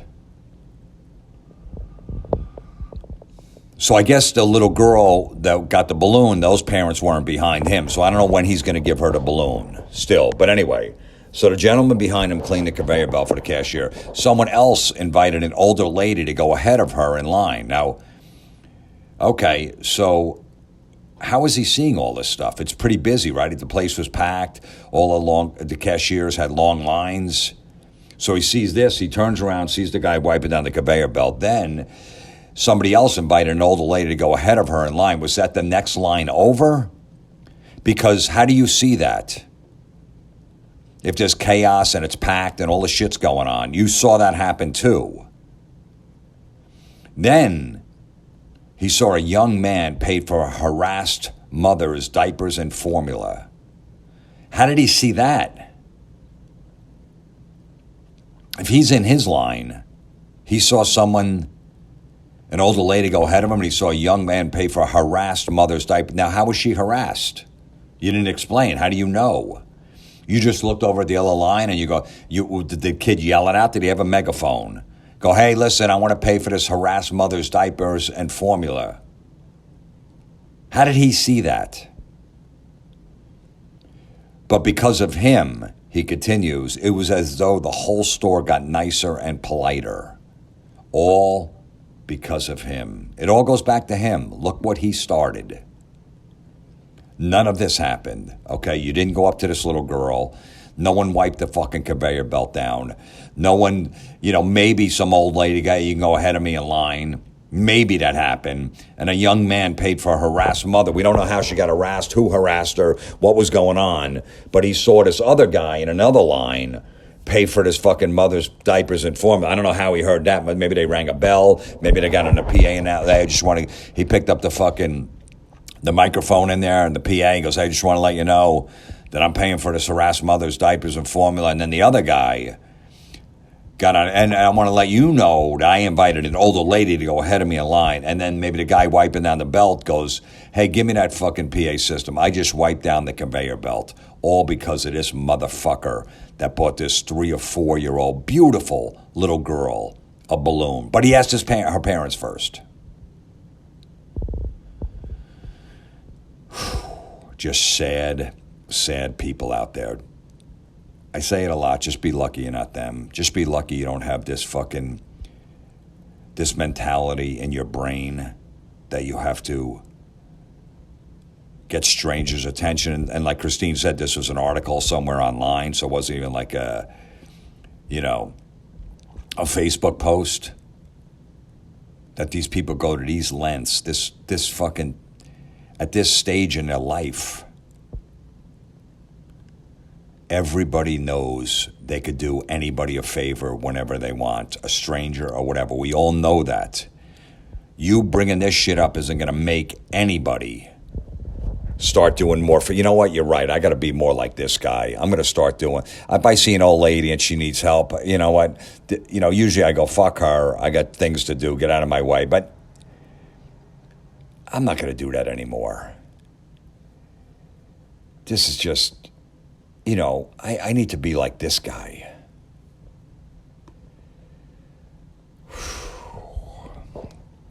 Now, Joe sent this one in. It's an awful next door post, another lie. Joe goes, hey, Jim, before social media, you saw someone driving slow up your street and you figured they were lost or looking for a house they haven't been to yet.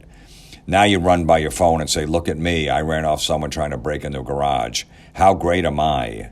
So this woman on the local next door thing, hi neighbors, we're doing some work on our house, on our street, and there's a dark gray Toyota Tundra driving slowly by the house twice now. The second time he saw me and sped off quickly. Keep your eyes peeled and keep your garage doors closed. Oof. So when you locked eyes with him, he sped off quickly like, oh shit, she saw me. It's the middle of the day and she saw me. I got to speed away quick.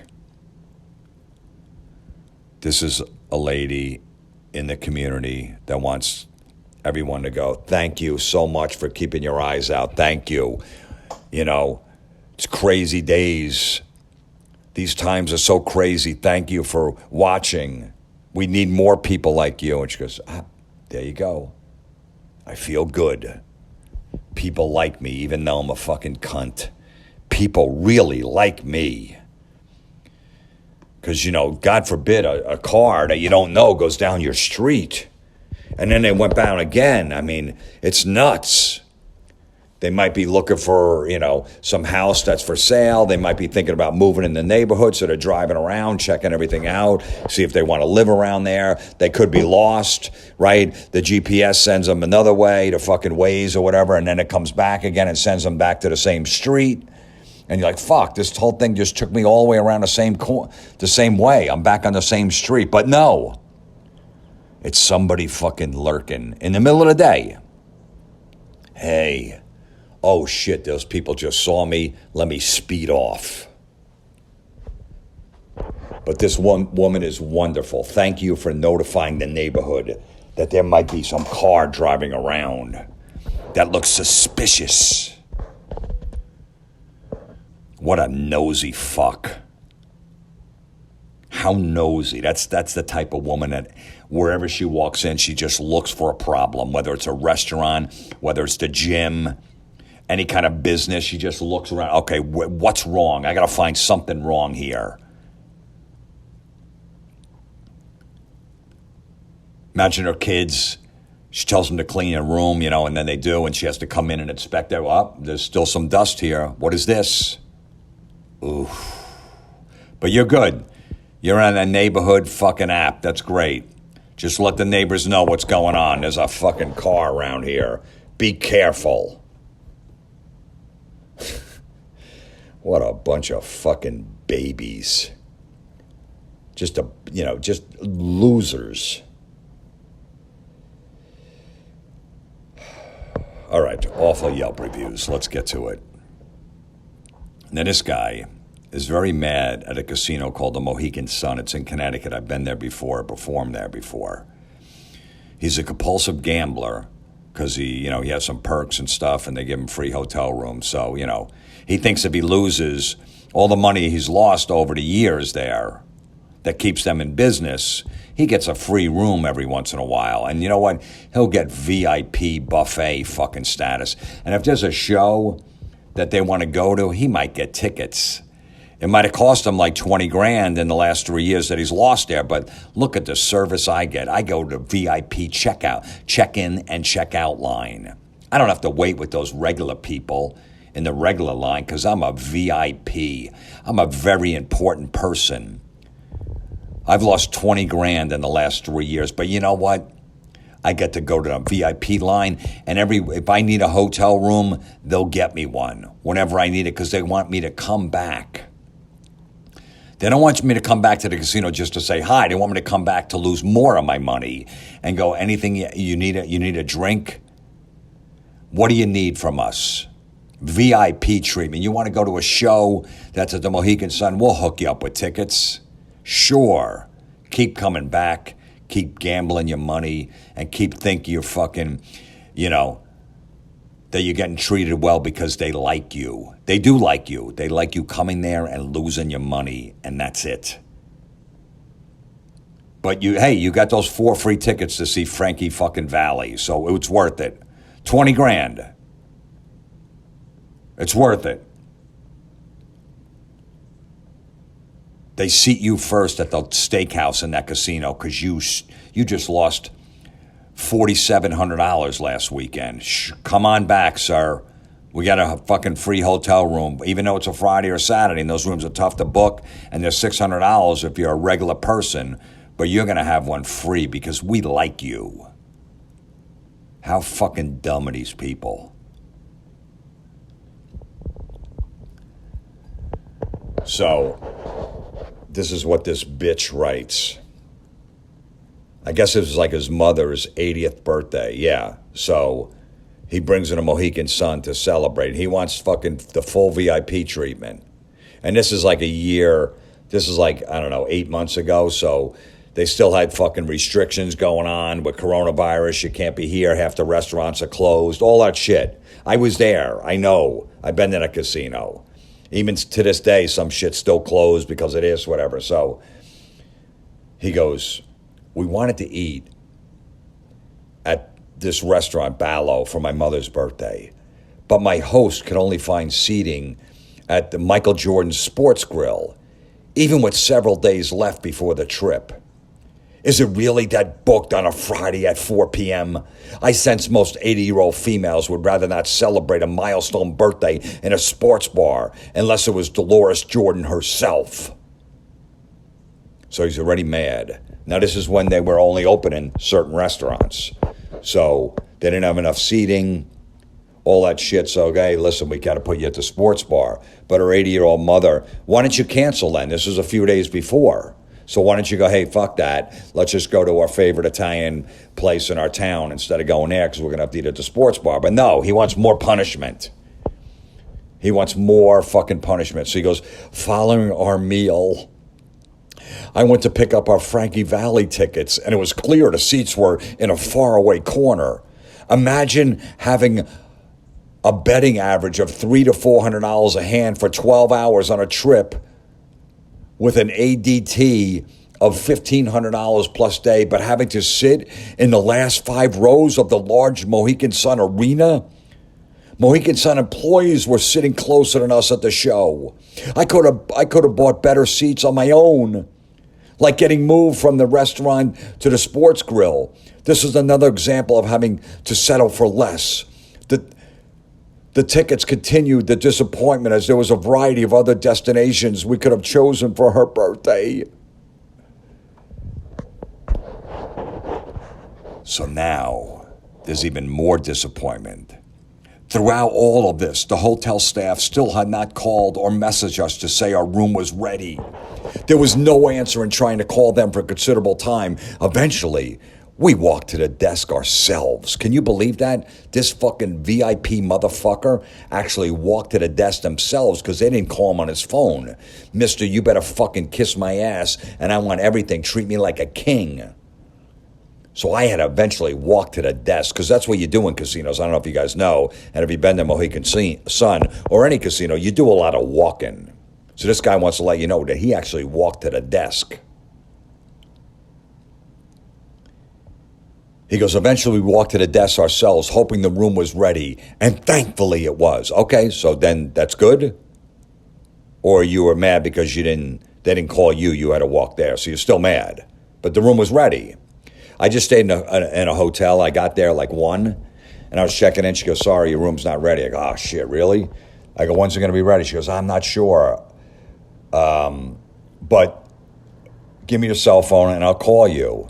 I'm like, okay. And I just went out and did things for a couple hours. I came back at 3 and checked in. And I was like, all right, what, you have any idea maybe when I could check in? Left a bag behind a counter.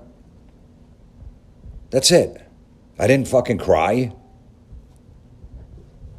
I didn't need special treatment. He continues. Although this trip had a mostly negative vibe, I will say that some core areas of the property, such as the valet, bell desk, housekeeping, and room service, did a fine job. Unfortunately, the hosts, the hotel desk, and the call center did very little to enhance our experience with underwhelming help. Jesus Christ, man. Just throw this guy out if you're the Mohegan Sun. Just get rid of this motherfucker. I know you make a lot of money on him. He's betting he's a fucking idiot. He thinks he's going to win. He thinks he's going to buy a house with his fucking, gambling savings that he wins and his, all the money and stuff like that. Just get rid of this motherfucker. Just say, listen, man, there's another one. There's another casino right down the street from the fucking Mohegan Sun, 15 miles away. Go gamble over there. We don't want you anymore. Now, he's checking in. He has a problem checking in. Everywhere's a problem with this guy. As we checked to get our keys, I was told my host had left something for us at the concierge. Unfortunately, all that turned out to be was an envelope with our shiny new core status cards. While it saved us a trip to the Players Club, this felt unnecessary and just added to the other old Mohegan Sun cards I have in my wallet. How about surprising us with a dining credit to celebrate a birthday? A bottle of wine for the room, perhaps? No, just your new cards to help emphasize a more worthless status.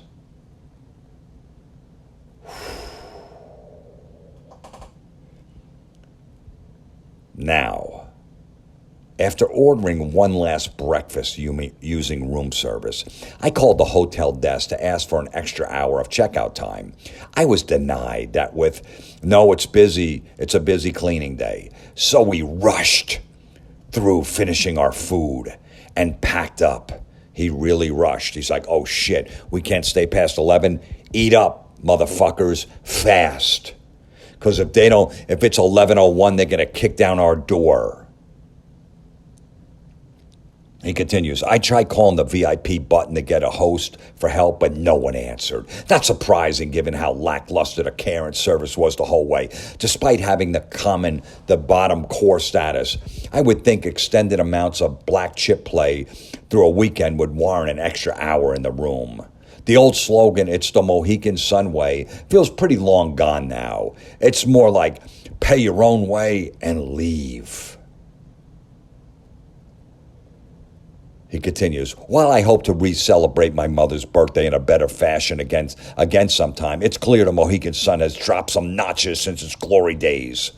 I am sure lower-tier players still enjoy getting the most out of their choice credits every month, but those of us traveling a distance for a higher-end experience are simply not getting what was there before COVID. Of course, we can go anywhere for a comp suite, but the care and service always made Mohegan Sun a destination.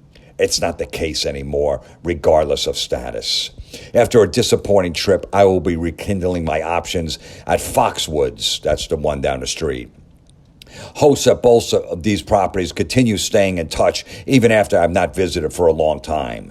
Yeah, because they know you're a fucking sucker, you're a fucking gambling loser, and you lose all your money. Of course, they're going to keep calling you. He continues, Foxwood has offered $800 reward dollars and $1,600 free bets. Mohegan Sun only offers us after my trip the only thing they offered me was a pizza tray. Maybe I can use it to burn the old players' cards. How low can the sun keep getting here?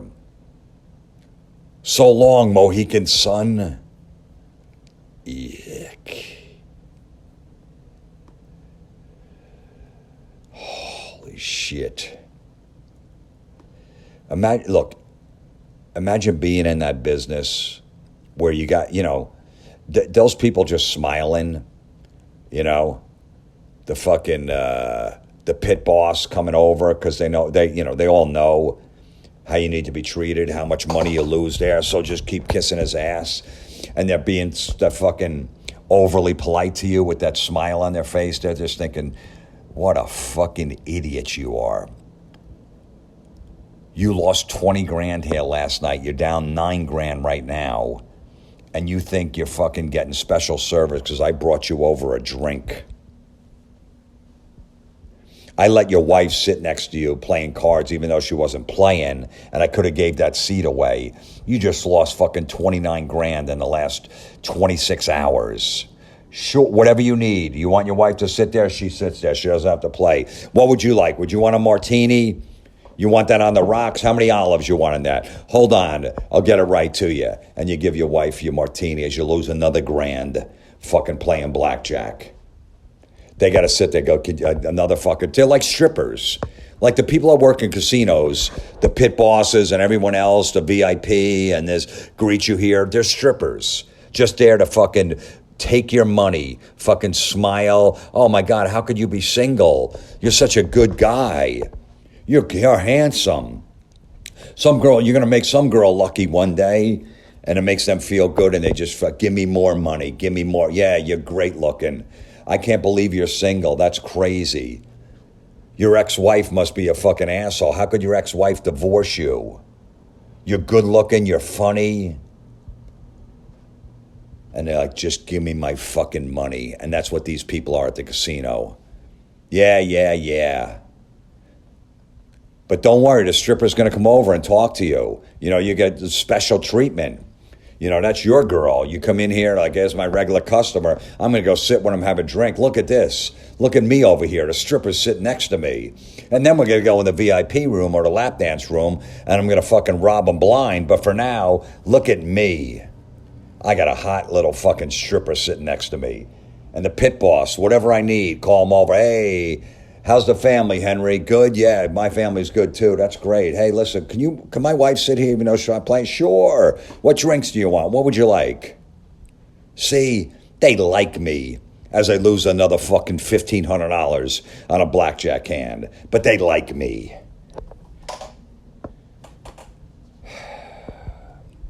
This motherfucker talks a lot about being disappointed. He doesn't mention how disappointed his 80-year-old mother must be, you know, to have raised a compulsive gambler.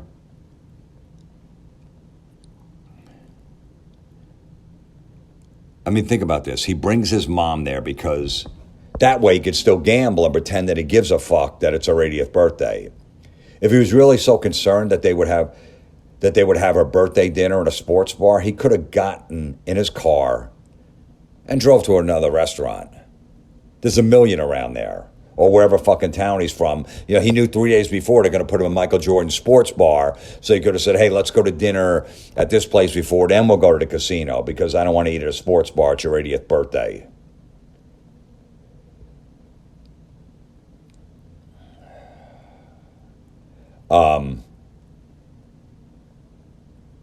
He says, imagine having a betting average of $300 to $400 a hand for 12 hours on a trip with an ADT of 1,500 plus a day, but having to sit in the last 5 rows of a large Mohegan Sun arena.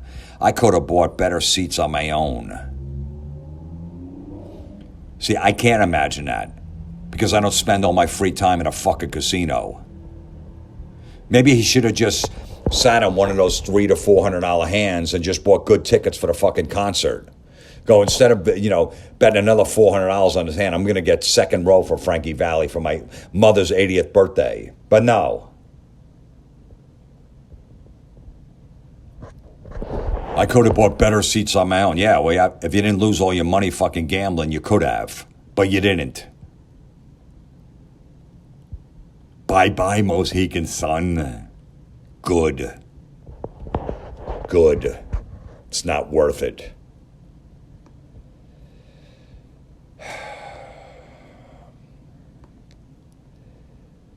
Now, this woman is very mad.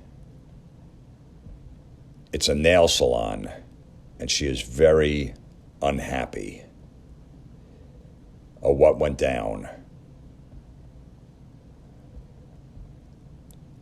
So, I guess the woman that owns the business sent her a text message. She made another appointment. She was in there a little while before with her kid who caused a problem. And she goes, hey, thank you for your business. Unfortunately, we can no longer take you and your mom's appointment due to customers' complaints from the noise last time. Nothing personally. I turned away customers before if other customers complain. We all love you and your family, but I need to take care of other customers too. I already told them that would not happen again. Hope you can understand. I apologize for your inconvenience. Thank you and have a good day. So this set this woman off. She goes, I love this place. 1 star, by the way. I have sent many, many people here, including everyone in my family. Sadly, after many years going, all the Christmas presents given, considering them family, my sister bought her 8-month-old to get her nails done, along with our mother, who was there to watch the baby for her. When my sister reached out to book her next appointment, she received this message. Her son was not crying. He was baby talking. And maybe he did cry once. But he's a baby, and my mom was there to help quickly. Not even a warning or nothing. Spend hundreds of dollars combined. Is it because her child is African American? Did a client even complain? Or was it her own preference of becoming too cocky in her industry? It's sad. We never saw this coming. She didn't even give us an option or ask us not to bring her child. We get it. People go there to relax. But sometimes being a single mom doesn't always allow for that. It's very unfortunate. I feel the steps could have been taken before. She was just told not to come. And what does my mom have to do with this? Anyway, Amy, the woman that owns the business, I would like to see the camera footage of you asking my mom to be quiet. She would never ignore you. She owns a restaurant. She knows what it's like. Don't play the victim. It's all you. I'm sure no customers complained. Okay, life happens. And we talked all the time about your conditions. We all have our problems. Don't try to make us skeptical of my family.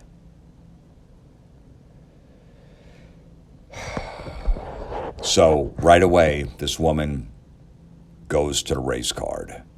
Is it because my kid the 8-month-old is black? Then that's why she can't come back. In 2022. That's because she's black. Go right to, and then put that online so people go, this place might be racist, I'm not going there. That's good. First of all, you're in a little nail salon. Why are you bringing a fucking 8-month-old baby in there? If your mom's with you watching the baby, why don't she fucking just stay home and watch the baby? Why do you have to bring the 8-month-old and the fucking mom in there? Mom couldn't stay at home with your little African-American baby, right? Couldn't do that, right? Couldn't stay home, and then when you're done with your nail appointment, come home and fucking get the baby. Nope, got to lug her in a little nail salon where people want to relax. They're fucking hanging out. You know, but no, and this 8-month-old baby is fucking screaming. The mom's not doing anything. Yeah, that's great, but you know, you can't believe it because you spent a lot of money there. They're not allowed to complain. They got to put up with that, even though customers were complaining, going, listen, this can't happen again. So this is great because the woman who owns the business responds to her, and that's what everybody should. Everyone that owns a business, fuck them. Fuck them, okay? If they're that mad, they're not going to come back, so what? What are you supposed to do? So then if you do kiss their ass and they do come back, then you got to kiss their ass even more if they come back because you don't know if they're going to write something bad about you again. Just get out of that relationship. Get out.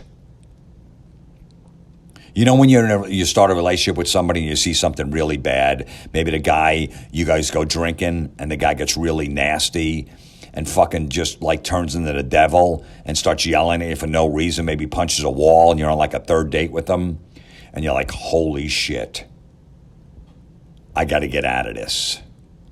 And that's what you do. You go, this fucking guy, if he's doing this when he gets drunk, I don't want to be around him.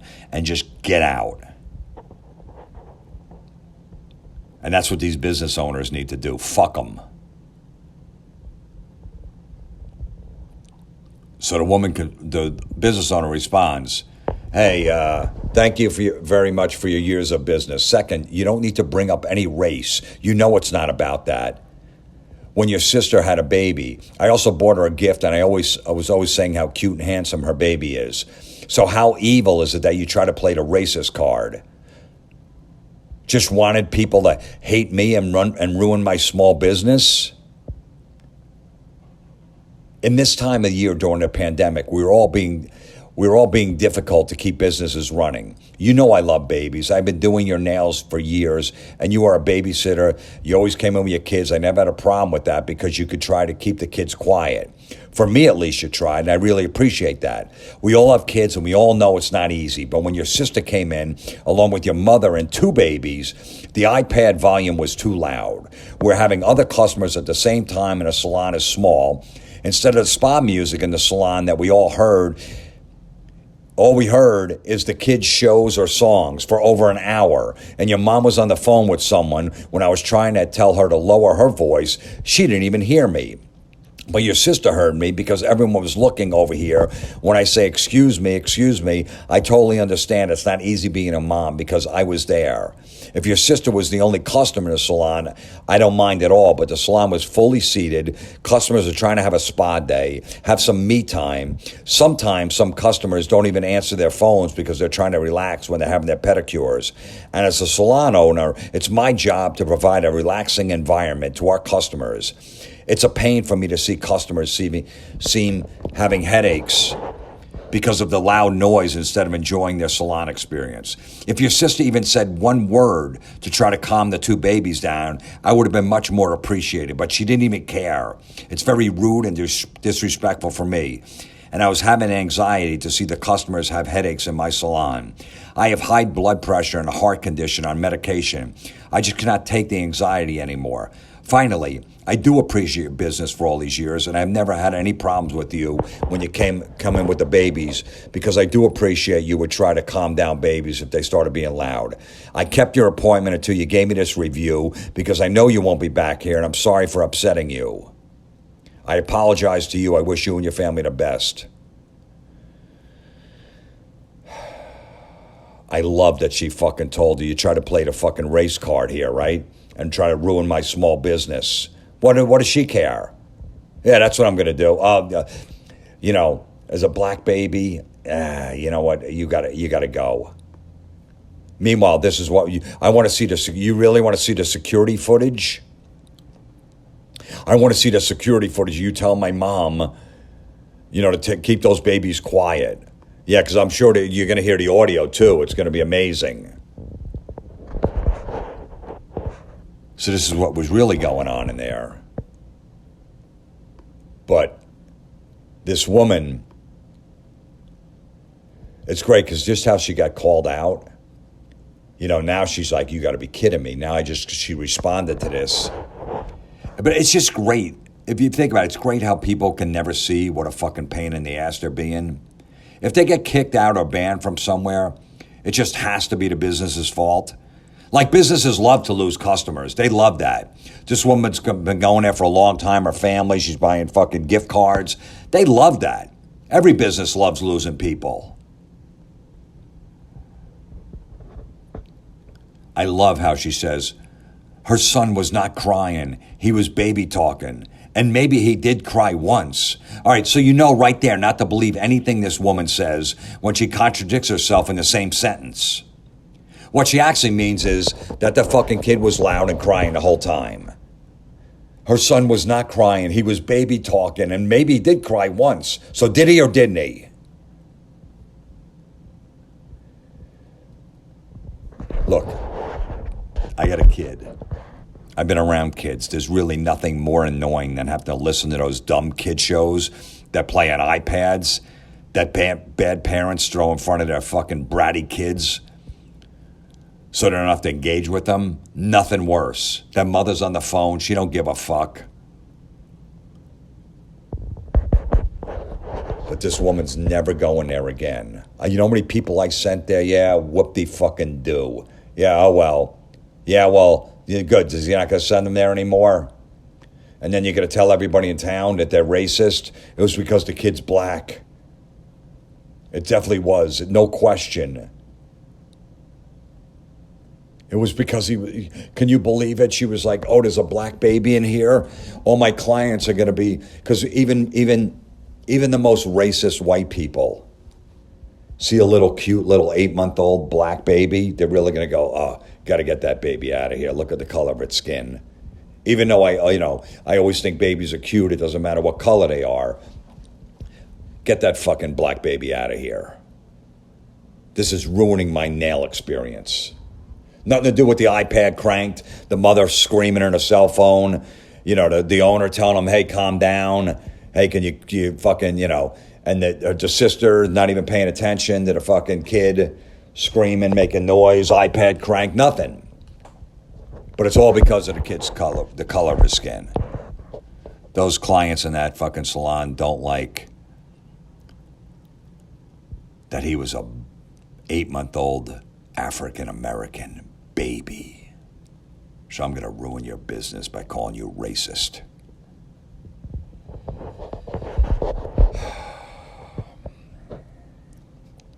Andy sent this one in. This guy went to an MRI and he's not happy. He gave it 1 star, the place. He goes, I showed up early for my appointment. 5 minutes passed before the front desk greeted me. Then I was told I would have to pay $465 before I received my MRI. I tried to explain that I did not have to pay anything when the receptionist said that's what she had been informed and I couldn't be seen early. I stated I will be back at my set appointment time when the receptionist said with a smile, okay, but not without the $465, and smiled. I was so offended. Were you? Were you offended? You showed up early for your fucking MRI appointment and you're bitching because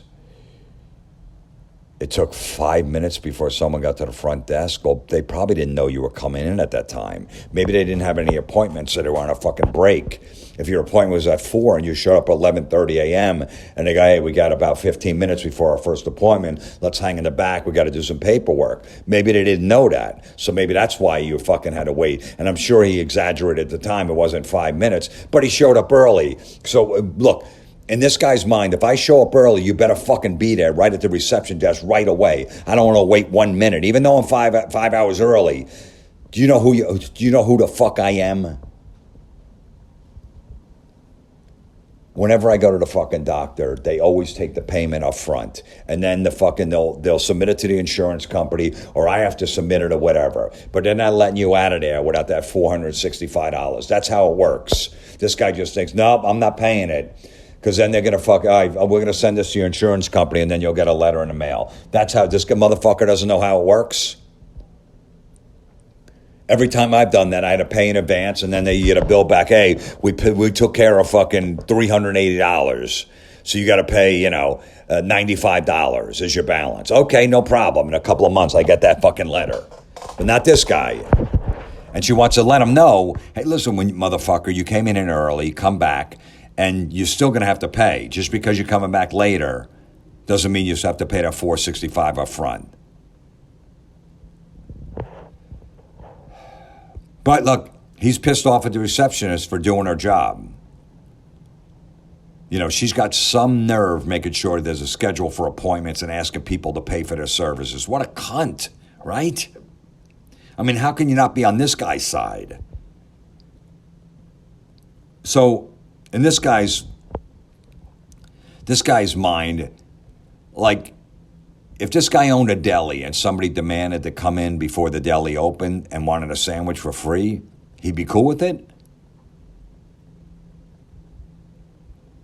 How early was he that he could leave and come back later? Does this guy have anything else going on in his life except to go to a doctor that he doesn't expect to pay?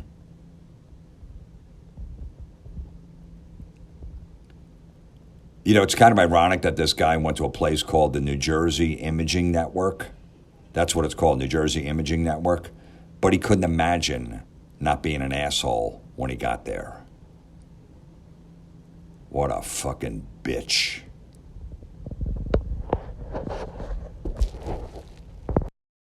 Fucking yuck.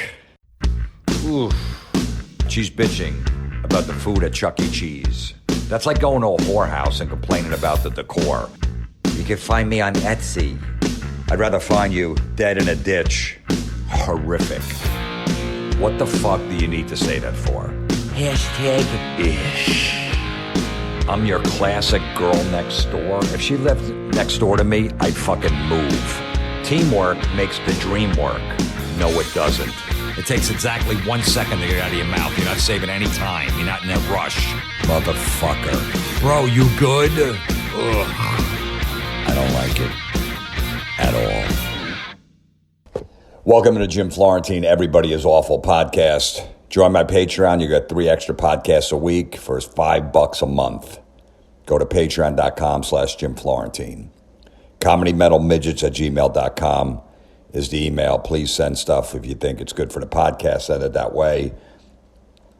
November 4th and 5th, I'll be at Hyenas Comedy Club, Fort Worth, Texas. November 3rd, I'll be at the Laughing Gas Comedy Club in Austin, Texas on Thursday, November 3rd. It's a secret show with Red Band. I'll be doing a set on there if you're in the Austin area. November 17th through the 19th, Comedy Key West in Key West, Florida. December 3rd, Boca Black Box, Boca Raton, Florida. Detroit House of Comedy, December 9th and 10th. Detroit, Michigan. I'll be at the Tap House 15 in Jefferson, New Jersey, December 15th. And then, yeah, that's it. We don't need any more of this shit. All dates are up on my JimFlorentine.com. The podcast this week will be awful Yelp reviews. But we'll get a couple of stories about people making up lies. More never happened stories. And then we'll get to the meat of the podcast. People bitching that they didn't get their way. They're very, very mad. You ruined their night. Even though it's just another meal, you ruined their fucking night. I'm going to have dinner in New York City tonight, this fucking place, whatever. If it's not good, you know what? I'm going to get over it. I'm not going to go online. I'm not going to open a Yelp account. I'm not going to go on Google and trash the place. Whatever food they serve, I'm going to eat it. And I'll probably like it. And even if I don't, I just think it's okay. It's going to be fine. It's really not going to be a problem. You know, I might make a comment at the table, to someone I'm with. It's all right. Yeah, it's not bad. It's pretty good, not great. And that's it. I'm not going to go on a whole campaign to try to destroy this place. Because my fucking white trash taste buds didn't think it was that good. You know, maybe it's because you eat shitty food. That maybe when you go to a nice place, it doesn't taste the way you think it should taste because you're so used to eating shitty food that's your taste buds. So when you go eat some decent food, it doesn't taste the same way, and you don't like it. That could be a problem. That could be a lot of the issues with these fucking Yelp people.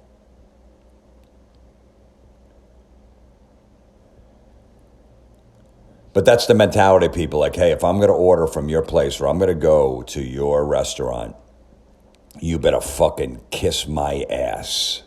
Everything better be perfect. Not everybody will write a Yelp review and trash the place. But the people that do damage the reputation of the place. Other people read them, go, oh man, there's a lot of people trashing this place. It seems like they have a lot of problems there. And in the last couple of years, it's all because the staff. You can't get enough people to work. So, it's going to be busier. It's going to take longer for your fucking food to get out. But they don't care that. They don't care about that. They don't take that into consideration. that, that nobody's showing up for work. Everyone was getting paid to stay home, all this shit. And even now, they figured out other ways where they don't feel like going to work. They could do it at home somehow, whatever the fuck they're doing. So they never take that into consideration that they're short-staffed at these places. That it's not their fault. They hired a bunch of people, but a bunch of them decided they weren't going to show up that day or quit that week. And they haven't hired anybody else, and they're training some other people, but it's just going to take some time. They never take that into consideration. Nope. It's all about, hey, you better wait on me hand and foot, and if it doesn't go my way, I'm going to let you hear about it. What a bunch of cunts. What a bunch of bitches. What a bunch of babies. Just spoiled fucking people. Just spoiled. Anyway, so Joe sent this in, and it's great because he commented on her made-up story. She goes, on my flight to Portland today, an older man sat next to me without a mask. I was wearing one. He turned to me and asked, would you like me to wear a mask? I'm happy to. I almost cried. The kindness, the care for others. I wish more people in our country could be like this. So you're saying other countries, everyone's like that, but just our country isn't like that?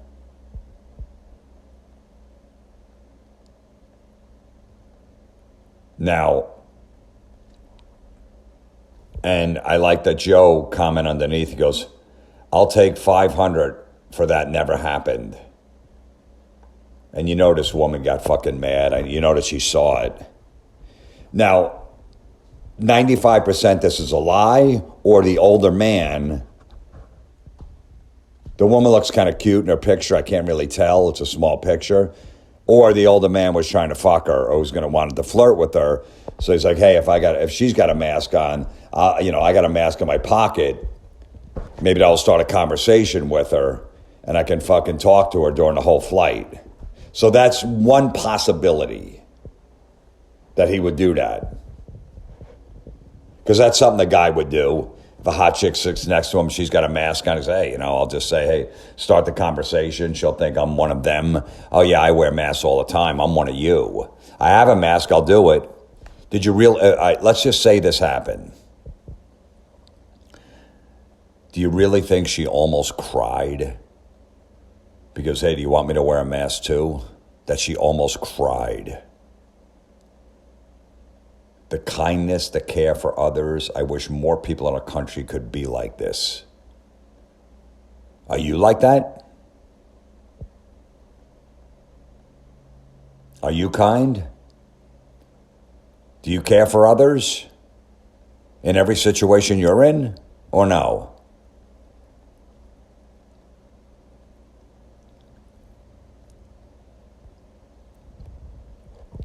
She needed to post something.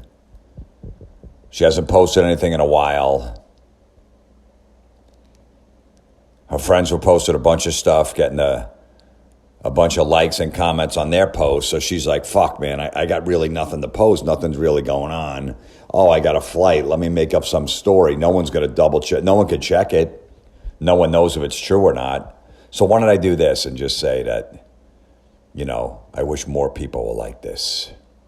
He was so kind. It either didn't happen or he wanted to get in your pants. That's why he put the fucking mask on. All right? But I love that Joe said it didn't happen, and I'm sure she got fucking aggravated, blocked him on whatever it was, and that's beautiful.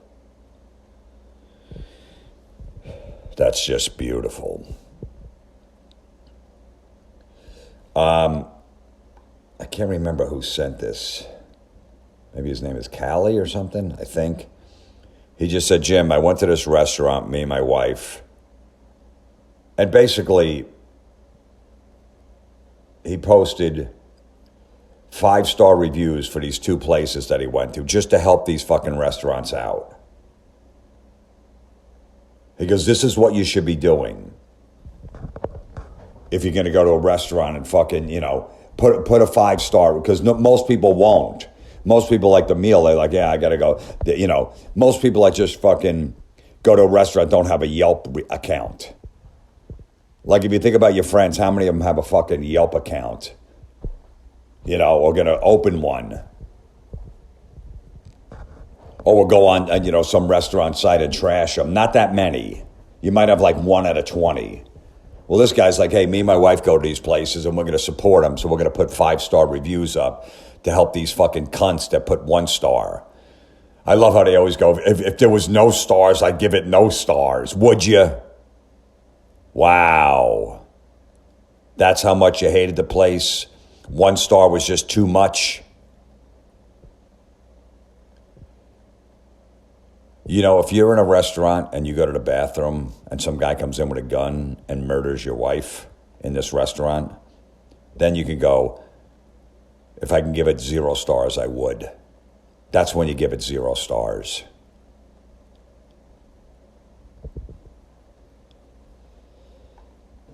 All right, let's get to the bitches. Now, there's a grown man that stopped off at a restaurant for a glass of wine. A glass of wine. Andy sent this one in. He goes, I have to update my review to 1 star.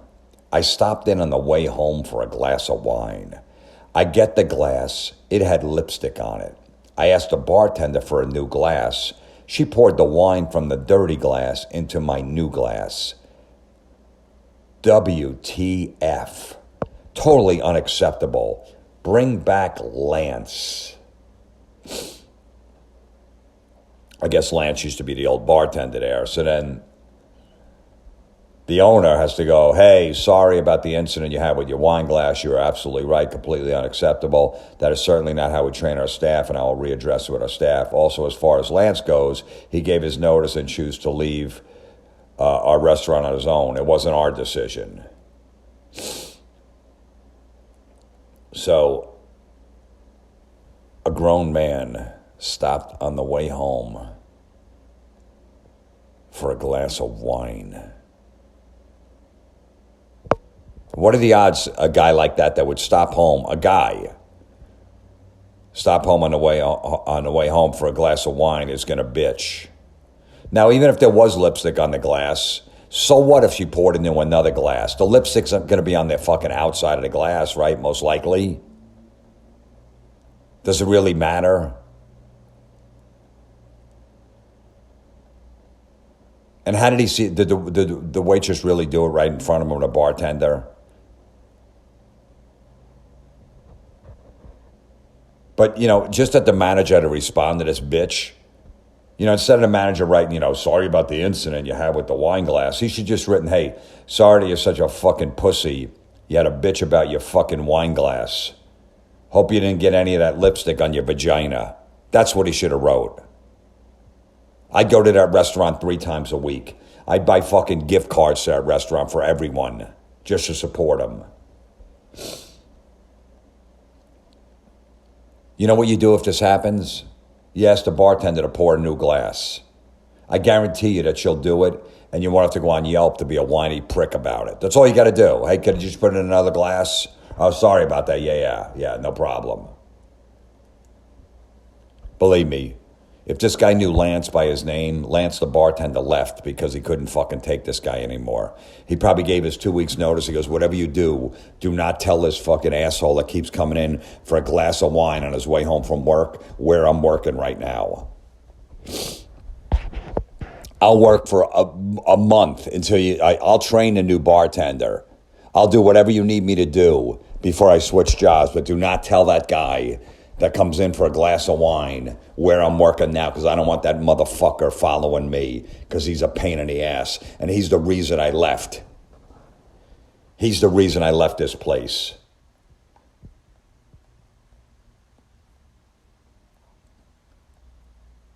Like I said, what are the odds that a guy on his way home stops off for a glass of wine is going to bitch about something? I'd say 98%. A guy that's going to stop off just to have a beer before he goes home is not going to do that. He's not going to. But this guy going for the wine, they didn't have they didn't have a rosé. That's my favorite. They were out of it again. The last time I was here, they were still out of it. When are they going to order more? I don't know. Why don't you just go home and drink your fucking wine?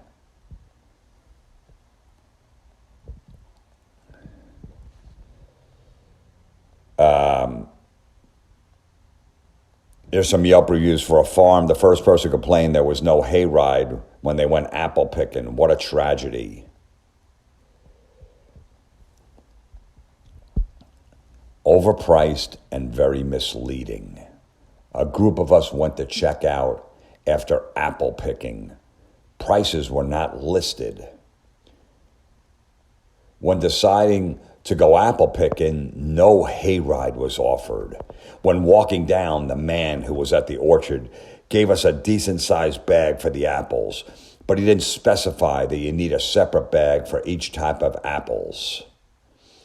When we got to the checkout, the heavy-set cashier was extremely rude and was unprofessional.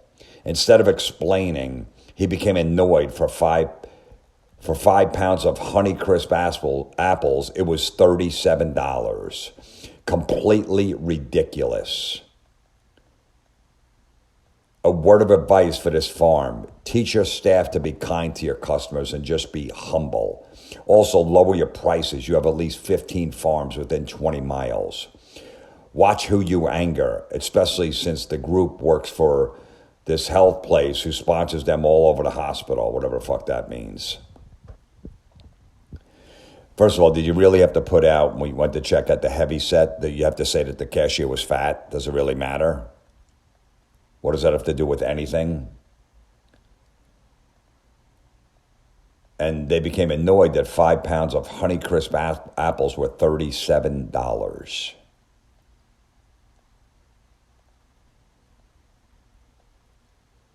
And when they decided to go apple picking, there was no hayride. These are adults. There was no hayride offered during the apple picking.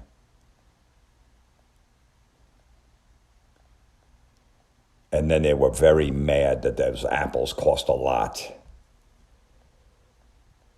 Just very rude people. Listen. If you're going to be a fucking corny and go apple picking and look for a hayride, you deserve to pay fucking $37 for 5 pounds of apples. You could have got the same apples if you just went to the store. You could have bought a 5-pound bag of them for probably like $8.99. But you assholes go, no, we're going to go pick them ourselves because we're expert apple pickers. We know exactly what apples to pick. We know which ones are going to be the good ones. Unlike when we get a bag at the grocery, we can't, we see a couple in there that we would never pick, but then also you could pick them individually. You could do that too and throw them in a bag. So you could basically, they're all stacked. Every supermarket has apples separate. So you can rumble through them, put your fucking hands all over them, fucking molest the apples, and decide which ones you want to throw in the bag. Like it's such a big deal, that apple. You better get, look, if the apple's soft, and you're getting it in the supermarket and you're feeling around, it's like, oh shit, it's all mushy. Obviously you don't want that apple, but other than that, who gives a fuck? It's an apple. Once you cut it open and fucking slice it up, it's gonna taste exactly what it is, like a fucking apple. What does it matter? What does it matter that you gotta pick the right apples? Are you putting them on display? Are you building a shelf for them? Is it like a fucking, and you're gonna put them in your kitchen? Is it decorations? If you want to hang shit in your kitchen or on your walls and stuff, you want to make sure that's going to be right. These apples are going to be eaten within 7 days, 14 days. You're going to throw them in the refrigerator, and when you need an apple, you're going to fucking take it out. You're going to cut it up, and you're going to eat it. That's it. That's all you're going to do.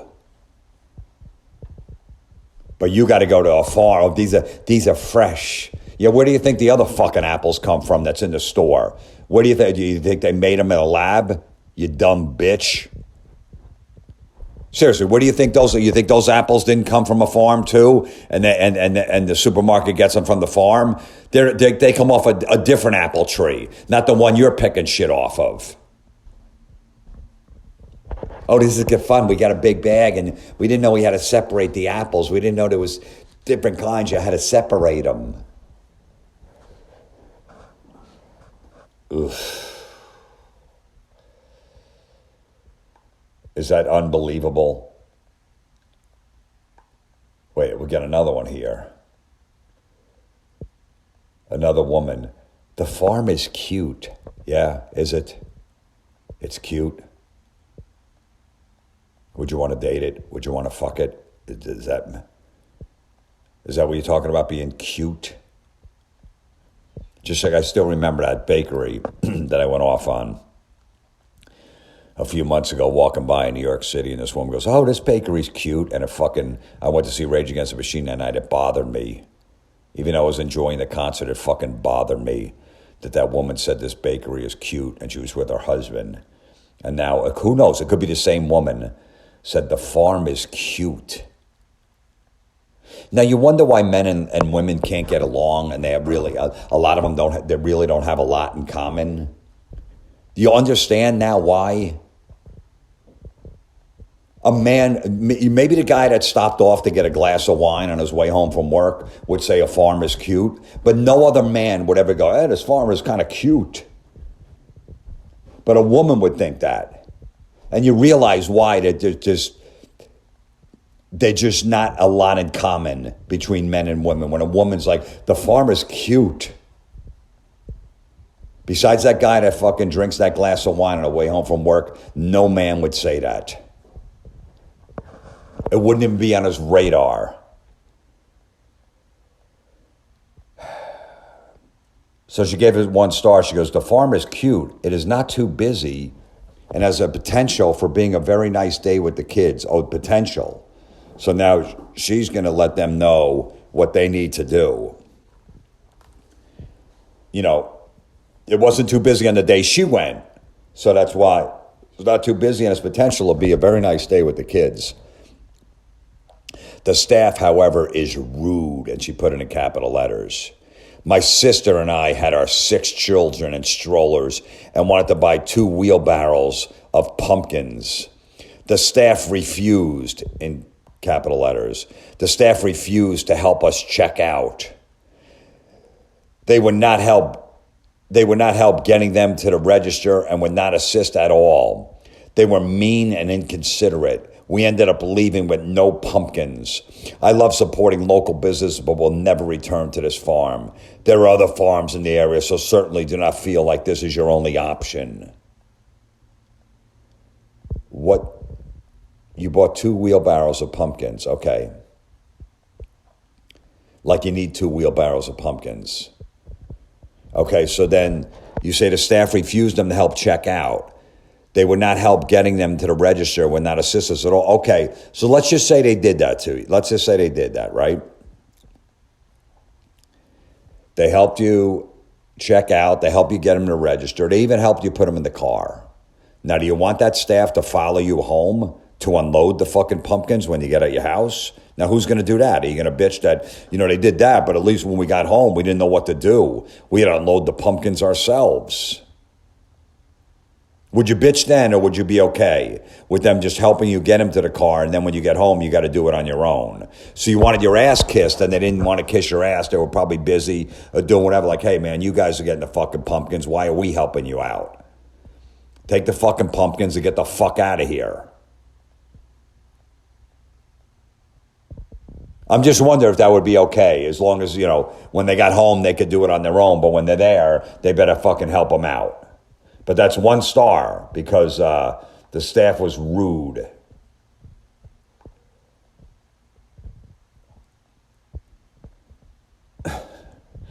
It's unbelievable, man. There's like fucking 8 1-star reviews at his farm. These fucking people, and it's all women. Worst experience. We drove 30 miles to this over-advertised place, and it was the worst. Total chaos. Was there an Antifa riot going on there? What was going on? That it was total chaos.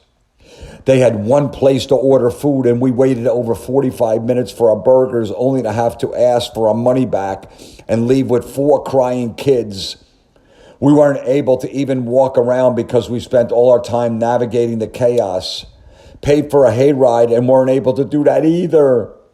No one directing traffic, and the parking lot was dangerous because no one knew where to go. They should have closed it down when it got too crowded, but it was totally out of control. All we have now is 4 upset kids. I wish I could give it 0 stars. Okay. You drove 30 miles to this over-advertised place. You didn't think it might be fucking packed? You didn't think with hay rides and all this other fucking bullshit that everyone's going there? Because you said it's way over-advertised everywhere. So it's going to be popular. And, for maybe 10 days out of the year, that fucking parking lot or whatever grass or fucking gravel you got to park on is going to be packed. The rest of the time, the fucking 11 and a half other months out of the year, the place is empty. There's 5 or 6 cars. Did you want them to build a fucking special parking lot and get it paved and maybe cost $100,000, and have signs and everything like that? Or people are just going to fucking park?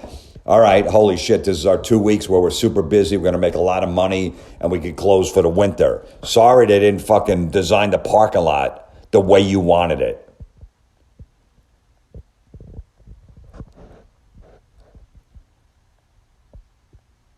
I don't think the kids were crying. It sounds like the adults were.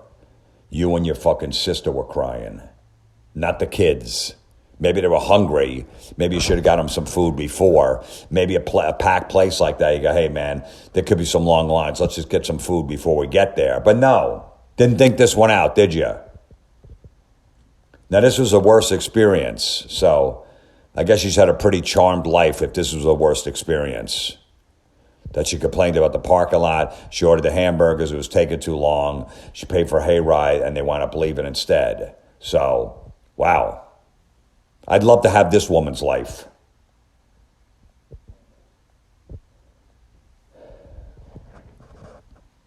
Now, this woman, another 1-star. Don't buy the sweet corn here. They keep it behind the counter and won't let you touch it. I've never seen any farm market do that. Buy from anywhere else. You need to touch the corn. That's what you're bitching about, that you weren't allowed to touch the corn. You gave it 1 star because they keep the corn behind the counter and they won't let people touch it. And that's what you're mad at.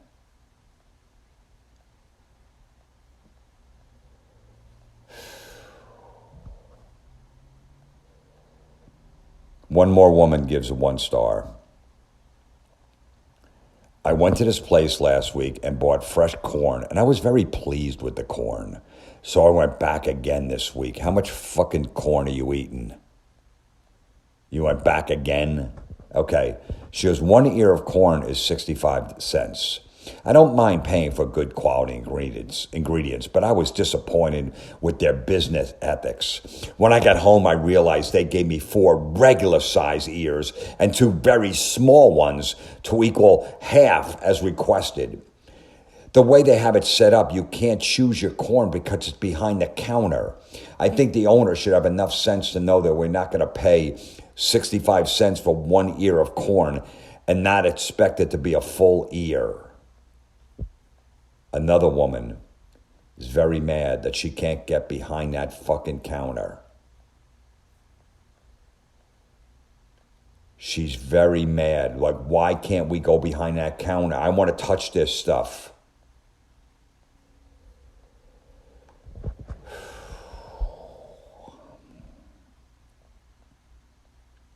$0.65 for an ear of corn. And she's complaining that it was just like a medium size. It wasn't like a large size. And she feels like she didn't get her money's worth. Any kind of food that you can have under $1 is a fucking bargain. 65 cents for an ear of corn is a fucking good price. And if it's a little smaller, that's what you gave 1 star about. When you got home, they weren't as big as the other ones, and I couldn't get around the counter. They won't let you touch them.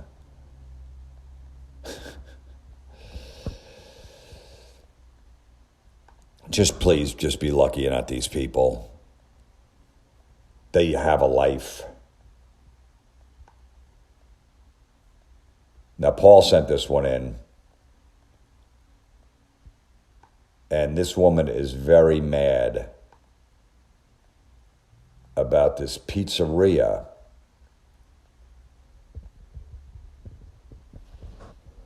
She starts off, "It pains me to write this over pizza. It pains me even more to fucking read it." Okay? So just know that. So she writes, "It pains me to write this, but the last few times I've gone, they've been out or very low on Thousand Island dressing. This is important because it's on the Reuben and the cheeseburger, the best flavors for me. The rest of their flavors are just all right for me. If I had written this review 45 days ago, I'd tell you that these two pizzas are game changers. Mind blown. Excellent. I'd have told you that the Screamers white pizza end up with the most amazing crusts, decadent bubbles, fluffy and chewy in the best way, great for dipping in extra sauce. I'd say 6 stars, best vegan pizza ever. But today, I'm upset. I've had enough.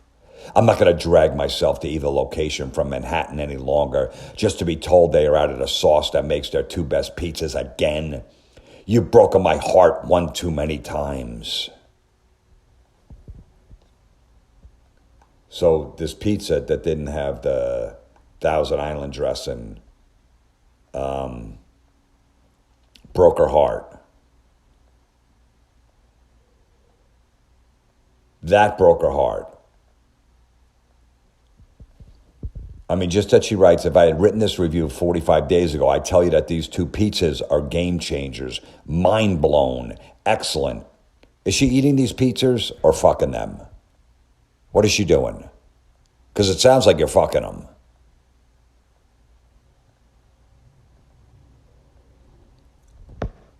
She also says that she went in to order pizza. She says, "I waited there for 40 minutes from order to departure. I would have ordered ahead, but nobody ever picks up the phone."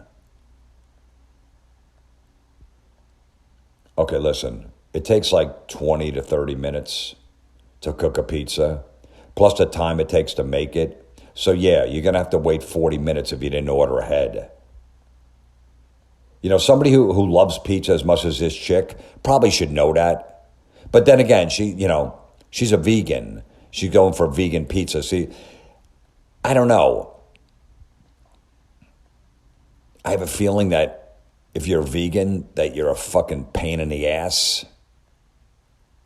I don't even have a feeling. I know that you're fucking picky and everything has to be, I get it. You don't eat you won't even have cheese because you're a vegan. You're not a vegetarian, all that other shit. But stay home. All right? Sorry that it pains me to write this, okay? And basically what she's most pissed off about is they were out of Thousand Island dressing to put on her pizza. You know, maybe they're just trying to keep her from fucking ruining a perfectly good pizza. Maybe that's why. Go, no, we're not letting you put Thousand Island dressing on pizza.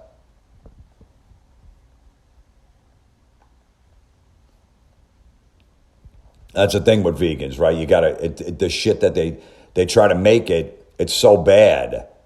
The food, because they got to fucking, use basically shitty ingredients to try to, dummy it up like it's going to taste like a hamburger or a real pizza or whatever like that. So it's not going to taste good. So this woman's going, well, I'm a vegan, but I'm going to drown my pizza in Thousand Island dressing. So it tastes like, you're eating fucking, drenched in Thousand Island dressing. So it's going to kill the fucking shitty taste of a vegan pizza. But that's what it is, like being a vegan. Just drown it with some fucking sauces or anything like that to kill the fucking bland taste.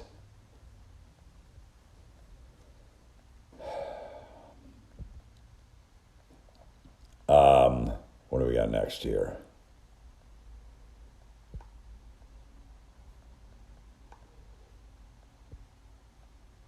Andy, another one. He goes, Jim, these are 1-star reviews for some tavern in his town. New people always think it's going to be this amazing restaurant because it's big, but it's really a big dive bar.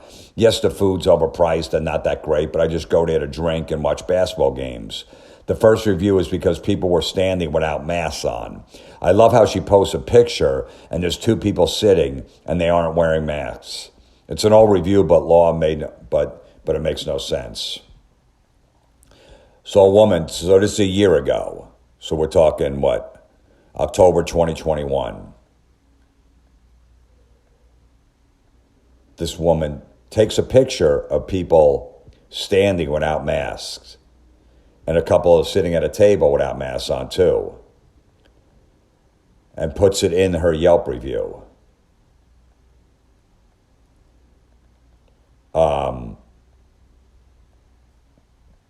And she writes, there is a bartender right there. She could have asked those customers standing to return back to their tables or wear a mask. This is in the picture. You see a bunch of people standing and the bartender's in the background pouring drinks. Great food and drinks. However, this place does not follow CDC regulations. Every single table was filled in the dining area and some definitely not 6 feet apart. The bar area was the worst. Yes, they had tables up against the bar, but no plexiglass to go between very close tables. I saw customers get up from their seating and walk over without a mask and crowd around. I do not feel safe here at all. Oof.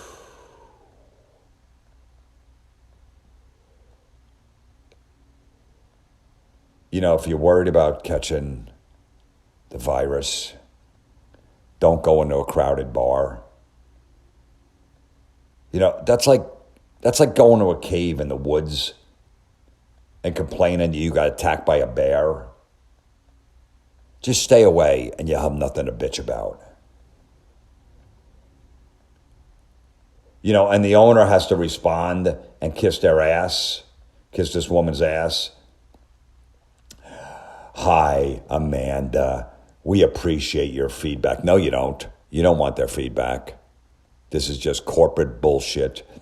The safety of our customers is our utmost importance to us, and we do follow all COVID safety protocols. We've been very busy and are trying to accommodate all of our customers in the safest way possible, but sometimes we cannot control what customers are doing, especially if we do not witness them walking out without masks. We'll definitely review our safety practices with staff to ensure our customers are always safe. Thank you.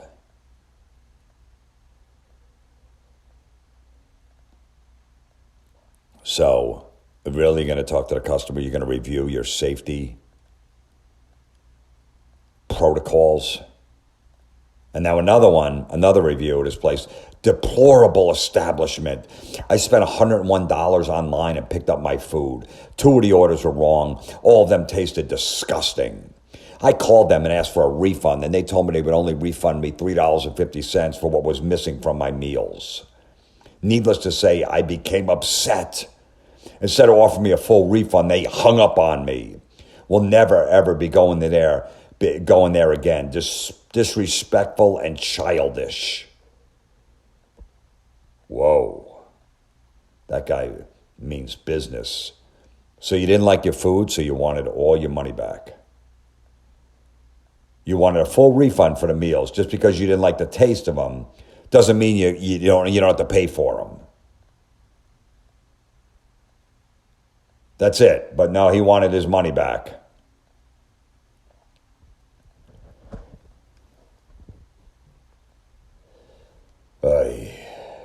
Look at these fucking bitches. You know, why do assholes like these people, order food at a dive bar and expect it to taste like a 5-star restaurant. You don't go to a dive bar for the food, okay? You go there because the food and the alcohol's cheap, and you can wear a t-shirt and shorts while you're there and watch a fucking basketball game like Andy said.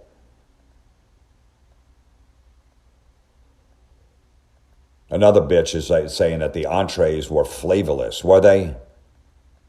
They didn't have any flavor. So the cheeseburger that you ordered tastes like air? It really is impossible for any type of cooked food to be flavorless. But it was flavorless. In the same review, they say all the mixed drinks ordered weren't properly made. Listen, most mixed drinks are some kind of alcohol with soda or juice. How is it possible to fuck that up? If he's going to bitch about it, at least tell how they weren't properly made. Did they put a fucking hot dog in your vodka tonic? Is that what they did? You know, whenever you have a problem with how high the prices are at a restaurant, don't give them a bad review because of it. It just means that the restaurant is too expensive for you. There are plenty of other places to eat that got a cheaper food. Don't fucking complain because you can't afford what's on their menu. Yeah, all the mixed drinks weren't properly made because this cocksucker, when he's home, you know, he pours his own drinks. You know, 3/4 fucking vodka and just a little fucking splash of Coke or whatever the hell he's using, or a club soda, so it's super strong, right? That's how he pours his drink. He pours his wife one too. They make him super strong, and then they go to a restaurant where they can only give him 1 ounce of hard liquor. Some even measure it out, and then the rest is whatever club soda. And then they're like, wait a minute, they didn't mix these drinks properly. No, it's because you're a fucking alcoholic and you make your drinks at home, and then you think they're going to make them like that when you get to the fucking bar. Man, is there any alcohol in here? Yeah, there is, motherfucker. I'm the bartender. I know what. I put alcohol in there. Man, I didn't really even taste the alcohol. Can I just get a double next time? Are you going to charge me more for a double? Yes. Yes. And you know what? Here's 4 doubles. I'm going to give them to you for free because I know you're driving home. And I hope you fucking wrap your car around a tree. Fucking yuck. Oof. She's bitching about the food at Chuck E. Cheese. That's like going to a whorehouse and complaining about the decor. You can find me on Etsy. I'd rather find you dead in a ditch. Horrific. What the fuck do you need to say that for? #ish. I'm your classic girl next door. If she lived next door to me, I'd fucking move. Teamwork makes the dream work. No, it doesn't. It takes exactly 1 second to get out of your mouth. You're not saving any time. You're not in a rush. Motherfucker. Bro, you good? Ugh.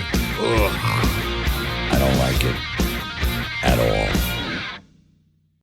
Welcome to the Jim Florentine Everybody is Awful podcast. comedymetalmidgets@gmail.com is the email to send anything that you might see out there that might be good for the podcast. Join my Patreon. You want 3 more episodes a week for $5 a month? That's it, $5. 3 extra episodes. Go to patreon.com/Jim Florentine.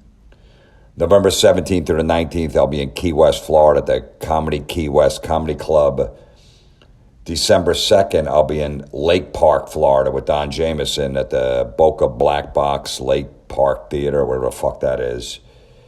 December 3rd, I'll be at the Boca Black Box, Boca Raton, Florida with Don Jameson. December 9th and 10th, I'll be at the House of Comedy in Detroit, Michigan. All dates are up on my website, jimflorentine.com. And yeah, all right. This podcast will be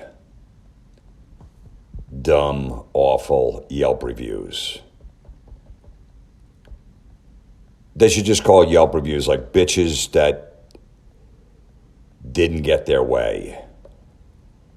That's what it should be instead of Yelp, just bitches that didn't get their way. Because most of them are negative. Rarely are they 5 stars. If they are, that's good. That helps. Or just, people that just try to destroy small businesses or any business just in general. Because everything didn't go perfect when they went there that way. That's what it's about. Just everything, if it didn't go, it wasn't a perfect night for them, then they're going to complain. Like, do they do that with a movie? When they go to the movie theater and they see a movie and it wasn't that good? Or they didn't like it? Did they go on, to the movie theater, go on Yelp and go, yeah, the movie they played there had nothing to do with the theater. The theater was great. The refreshments were good, all that shit, but the movie sucked. When you go to a comedy show and you don't particularly like it, you didn't get your way, right? You spent money, you didn't get your way. What about a concert? You go see a band and they just weren't that good that night. You weren't impressed. They played a lot of new songs. Do you trash them? I mean, is there a Yelp review for a concert? What about a sporting event?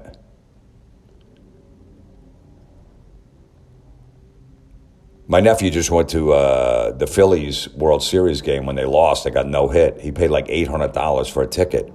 He should leave a bad Yelp review. He wanted the Phillies. They got no hit. You don't know. You don't know the outcome. He didn't get his way. He wanted a Philly victory. There's a lot of things in your life that just not going to go your way. You got to be able to fucking deal with it. Every time you go somewhere isn't going to be amazing. And if you go in there with those expectations, like it better be perfect, you better fucking kiss my ass, and it doesn't happen, then you're going to open a Yelp account. Just that you have a Yelp account at the beginning is just fucking pathetic. That just means you just want to tell on people. That's what you want to do. Like you think you're that important and anyone gives a fuck what you say. That I'm going to let people know if I had a good or bad time at this business because I have such an ego that people are going to follow me on Yelp and look at my Yelp reviews. I do it on my neighbors all the time. Some restaurant, like, hey, did you try that new restaurant? Many be like, yeah, it wasn't that great. I don't know. It was okay. Yeah, I'm going to go try it. And then I like it. So maybe we both don't like the same shit. I don't know what he ordered. I didn't ask him. I don't give a fuck. But I'll just go there myself. I'll take a chance. It's just a meal. It's going to be okay. This isn't my wedding meal. Who gives a shit? But it's just the entitlement to these people that maybe they're not getting at home, or maybe they are. Maybe they're controlling the relationship at home, and they have to control when they go out. Then it better be perfect, or maybe they have no control at home. And they figure, okay, this is where I can wield my power a little. And I can complain because I can't complain at home because I have no say in anything. I'm just afraid. I'm afraid of the person I'm with.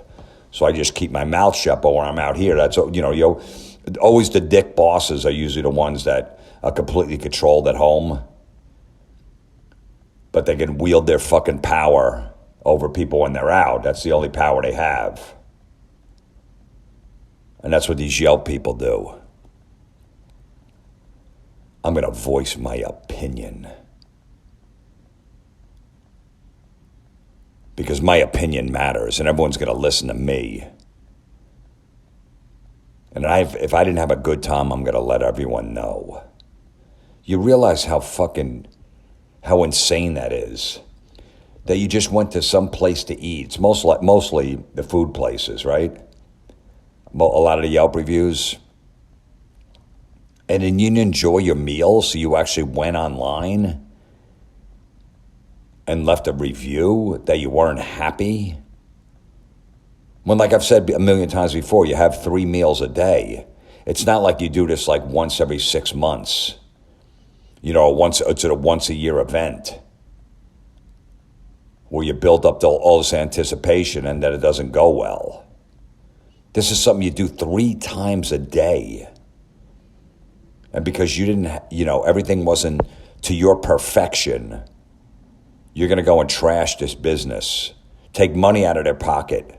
A local business too, usually, And then, when you drive around and you see another local business close, like, I feel so bad for those people. They invested their life savings in the place around a business. They must have lost a ton of money. That's not a good sign. We want to support our local businesses, but not you. And a lot of time it's like pizza places. It's like, what the fuck do you think? The crust wasn't good, crisp enough. It was very chewy, the pizza. That's what food's supposed to be. That's why you chew it. It's supposed to be fucking chewy. Listen, if you're one of these people, you got to fucking stop.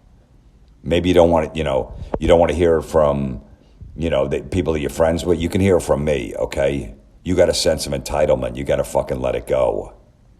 All right? Sorry it didn't go your way. That's just life.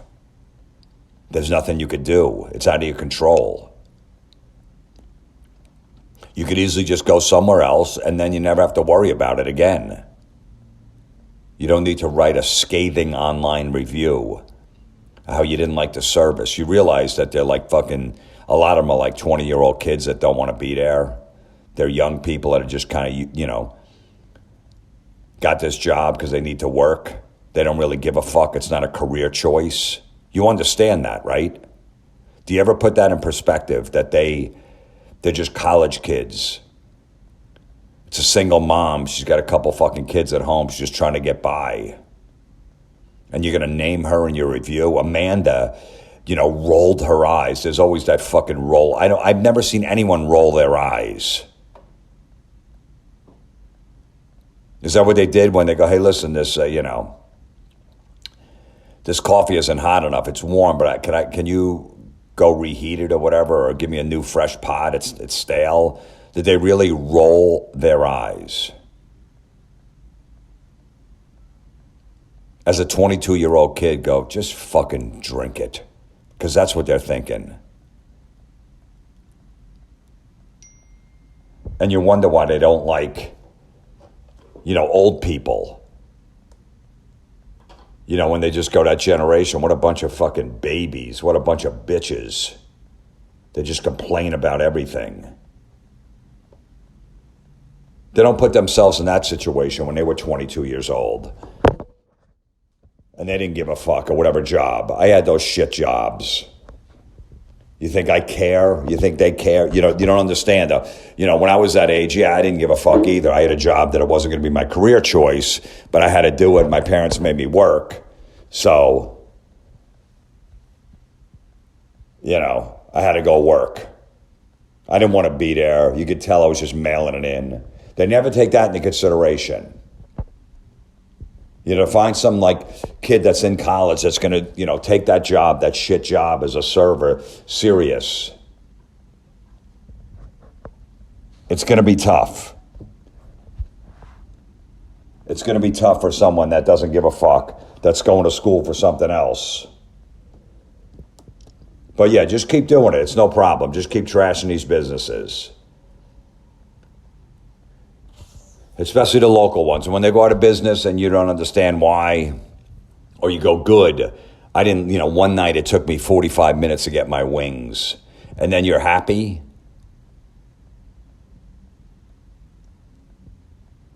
You're happy that the place went out of business because you had to wait 45 minutes instead of 25 minutes for your wings. You had to wait an extra 20 minutes. And you were so hungry. I don't think I've ever gotten into a business where I was so hungry that I waited and waited for the food and I was mad. The best time to eat is when you're kind of hungry or when it's time to eat, so then you don't overeat. But when you wait and you kind of figure it out, like, okay, we got a dinner reservation for 7 o'clock. There's a party at 8, right? You figure by the time, everyone's just hanging out, talking, you get your drinks, then, the waitress has to get, 8 rounds of drinks, get everybody their drinks, then she comes back, you guys want to order appetizers and what the day, but yeah, let's get some appetizers, because, you plan on spending a lot of time there. You're not going to be in and out in 45 minutes. It's a gathering. right? Saying, yeah, I'll get some appetizers, get some fucking mozzarella sticks and these, whatever, fucking cheese pops. You know, pot stickers, whatever the fuck they are. Yeah, we'll you like this shit? Yeah. How about some chicken fingers? Yeah, I'll have a couple. Will you have some if I order? Does it matter? Just fucking order them, right? There's 8 people here. We're going to split the bill 8 ways. All right, who cares? Is anyone else going to eat this? It doesn't matter. Eat it all then. You're not being polite. Just go, what do I like? Get me the fucking shrimp cocktail. Is anyone else going to have the shrimp cocktail if I order it? Yeah, I think they will. I think at least 6 out of the 8 8 out of the people at the table are going to have shrimp cocktail that like it. So now those appetizers are going to take, 15 minutes to get to the table? Something like that? So now you're already at easily 7:30. Now you go, hey, you want to, she comes back 7:40. You guys ready to order your dinners? Yeah, we're ready. Then she goes around the table. Takes 5 minutes for that. 7:45. By the time the food comes out, it's 8:10? Somewhere around there? Because they want to bring them all on at the same time. Some might be done earlier, so they want, since you got 8 people, they don't want to just bring 2 out, and then the other people got to wait. So you figure maybe 8:10. So take that into consideration. That's probably the earliest the food's going to come to the table, your fucking dinner. So maybe when it's like 3:30 and you go, well, I'm eating later, so I don't want to eat. You think you're going to eat right at 7 o'clock. You're not eating at fucking 7 o'clock. Why don't you do the math? Go, yeah, by the time we get our food and the appetizer, all that shit, it's going to be, 8:15. So I'm really not going to even eat till I'm 8:15. I'll have 2 fucking shrimp cocktail because I got to fucking share with these other cocksuckers at the table. So maybe at 3 or 3:30 you can have a lunch. You can have a fucking turkey sandwich. It's not going to ruin your appetite for later. Well, we're going to dinner at 7, so I'll wait. It's not 7, you dumb fuck. All right, it's 8:15. So why don't you eat? I think if you have something at 3:30, 4 o'clock, it's not going to fuck up your meal 4 hours and 15 minutes later.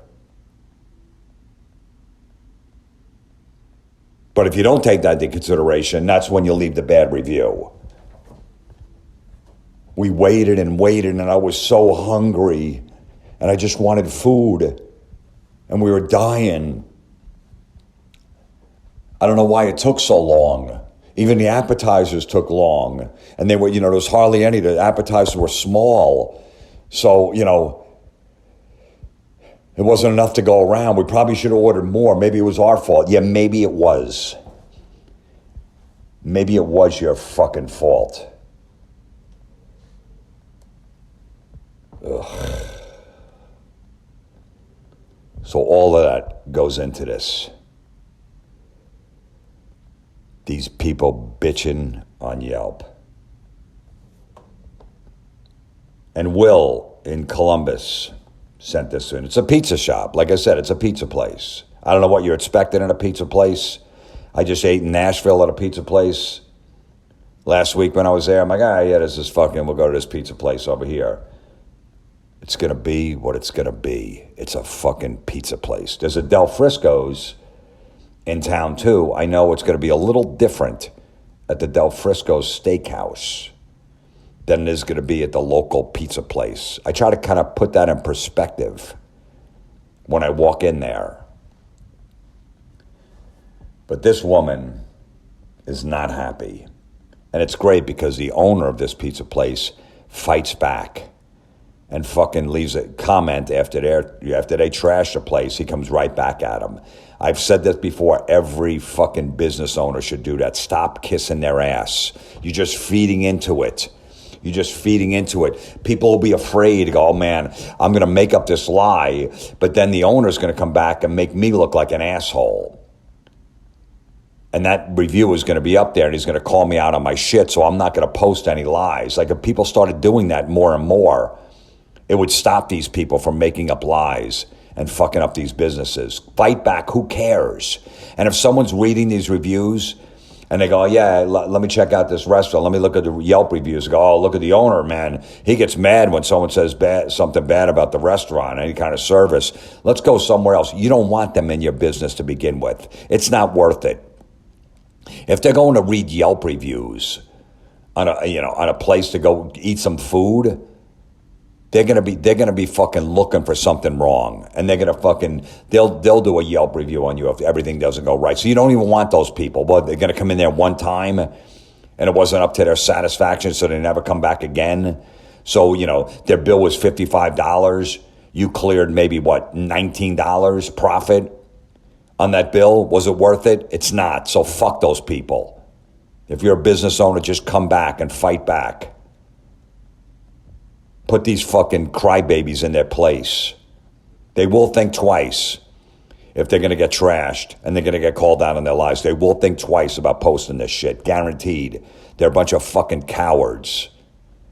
They got to wait till they leave the restaurant, and that's when they trash the place. They can't talk to the owner or the manager and just say, hey, this is what happened. Once in a while, they say they do. But, of course, that story is never true either, because the owner will come back and go, no, you didn't talk to me. I didn't talk to anyone.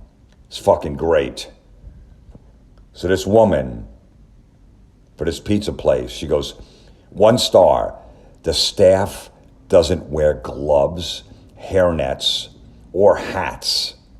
When I said something, the lady at the counter got loud with me and said the health department doesn't require restaurants to wear gloves. Yeah, right.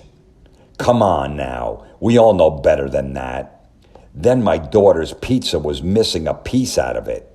No wonder this place has a caution rating for not fixing violations on their door. I will be contacting the health department tomorrow morning about this as well. You think that woman's fun in bed? Do you think she gets a little wild? Do you think she's a little crazy and lets loose ever? I would say no. But the owner comes back and goes, gloves and hairnets are not a requirement. Watch some of the TV commercials. If your daughter was missing a piece of pizza, she probably ate it. We appreciate constructive criticism, but not from people who are having a bad day. Thank you. How great is that? So you tell me that the daughter ordered a pizza, probably like a small, right, personal pizza, right? It's like 4 slices. And when she got it, one was missing. I mean, the waitress didn't know.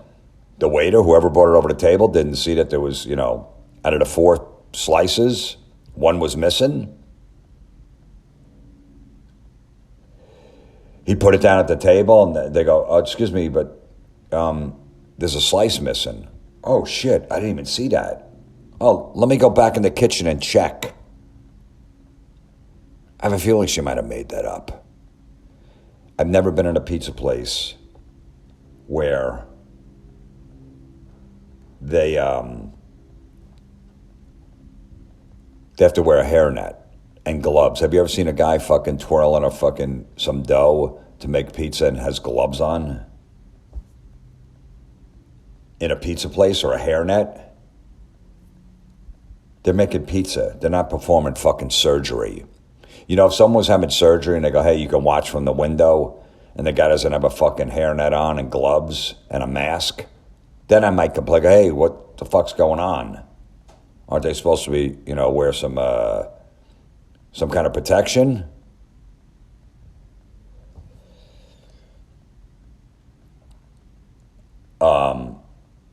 But when she goes, then my daughter's pizza was missing a piece out of it. No wonder this place has a caution rating for not fixing violations. How the fuck does a pizza missing a piece have anything to do with a violation?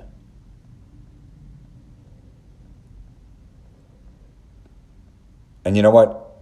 If you think about it, if her daughter ordered a whole pizza by herself, maybe it was a full pizza, 8 slices. Maybe it's good that there was a piece missing. Nobody needs to eat a whole fucking pizza. Is that great that the owner, yeah, your daughter probably ate it, that's why. Don't come in here with a fucking bad attitude. I told you, they should really fucking check your attitude before you come in. If you're going to leave a Yelp review, you got to take a fucking lie detector test. What kind of fucking shit mood were you in? Now, the same place, a guy wrote this one, gave it 1 star. Confirmed in capital letters. Pizza is made of cardboard. Excellent customer service, even when busy. Very friendly. Unfortunately, though, no one understands that the pizza they're buying or serving is hot garbage, which is concerning, as that anyone who works there most likely has never tried it. Give it a barely edible out of 5. Great as dog food, thank you. Why would you put thank you? So the owner comes back and goes, you didn't order from here. We don't sell dog food. You obviously don't know what a good pizza is. Fucking beautiful. You notice there's competition down the street trying to trash this business. Now, this guy confirmed it that the pizza is made of cardboard. I don't know. I mean, how did they cook the pizza then? Because if you put cardboard in the oven, it's going to burn up. It's definitely going to burn up. But this guy, so it's great customer service. It's even when they're busy. They're very friendly. No one understands that the pizza they're buying is serving as hot garbage, which is concerning. So to him, he knows everything about pizza, but everyone else that's there has no idea because they're fucking stupid. And I'm smart. I'm superior. And I know my pizza. Everybody else there is like, what the fuck is wrong with these people? Well, what are you doing there then? Why don't you go over to every table and go, hey, man, do you realize that they're serving hot garbage here? And anyone who works there most likely has never tried it. Does that make a difference? Like some kid fucking working a summer job at the pizza place. And he's like, yeah. And he tries a slice. They go, yeah, I'll just have a couple of slices for lunch. And he doesn't like it. Is he going to leave? I had to quit that job, man. I needed the money. I wanted to, I have a car payment. My parents are taking half it. I got to pay the other half. But I wasn't crazy about the pizza, so I left. You think anyone's going to give that 2 weeks notice at a business? Go, listen, I love it here. The staff's great. You treat me great. I get paid great, but I'm not crazy about the pizza, so I got to fucking leave. I got to move on to a place that, I enjoy the pizza. That's like when you ask like the 20-year-old waitress, hey, how's the chicken parm? I never had it, but I heard it's good. Everyone seems to like it. A lot of people order it. She doesn't fucking know. She's 20 years old. She eats at fucking Taco Bell. She eats at Burger King at fucking midnight when she's stoned with her friends. They sit in McDonald's parking lot and fucking eat. You think she's going to have any idea how a chicken parm is, you dumb fucking bitch? You dumb fuck. Whoever asked them that, why don't you just try it, okay? It's a chicken parm. It's going to pretty much taste like a fucking chicken parm. But I love this owner. I want to fucking hang out with him. Here's one more from there. This woman gives it 1 star. We usually order from this place sometimes twice a week. You're ordering from a pizza place twice a week. You're not fucking lazy. But anyway, tonight we placed an order at 6:30 p.m., then called at 8:30 to see how much longer it was going to be, just to find out they haven't even put the order in yet. We finally got our order at 9:30. Then they messed up the order. I talked to a manager and was told there was nothing they could do. Piss poor service, not even a sorry or nothing. Probably won't order from them again in the near future. And then the manager comes back, the owner comes back, goes, hopefully you don't. Because she says, probably won't order from them again in the near future. She goes, hopefully you don't. Our service is slow sometimes because of the amount of orders, because we have great food at the right price. But you could be sure your food is hot when you get it. I am sorry you were upset, and it may have taken some time to receive your food, but I don't think it was 3 hours. All good things come to those who wait. So they called at 6:30 to put an order in. And then they called back at 8:30, so they waited 2 hours. And they go, they must have been really hungry, right? At 6:30, put the order in, figured they'll get it within the hour, probably 7:15. They waited to 8:30 to call back. Oh, we didn't put your order in. And then it took another hour to 9:30, and then they still... I talked to a manager and told her there was nothing they could do. You probably won't order from them, probably not going to order from them in the near future. If you gave this place 1 star, you really shouldn't order from them again, ever. If this really took 3 hours to get your fucking takeout food, you probably shouldn't order from them again. And you say you order from them twice a week, and let's just say this happened. One time, it took 3 hours total to get the food, and you're done with this place and you leave 1 star. Now, the other 2 times, at least a couple times a week, they order from there. All the other times were fine, but you just picked that one time where you had a problem. That's it. One time, and now you're going to trash them with a 1-star review. Oh, we got another one from this guy, too. My fucking favorite guy in the world. I want to hang out with this guy. I like to have him on the podcast and just go, hey, dude, could you tell everybody why you do this? It's fucking beautiful. So this guy, a guy writes this, 1 star. I went there for lunch. First, my food was burnt, black burnt.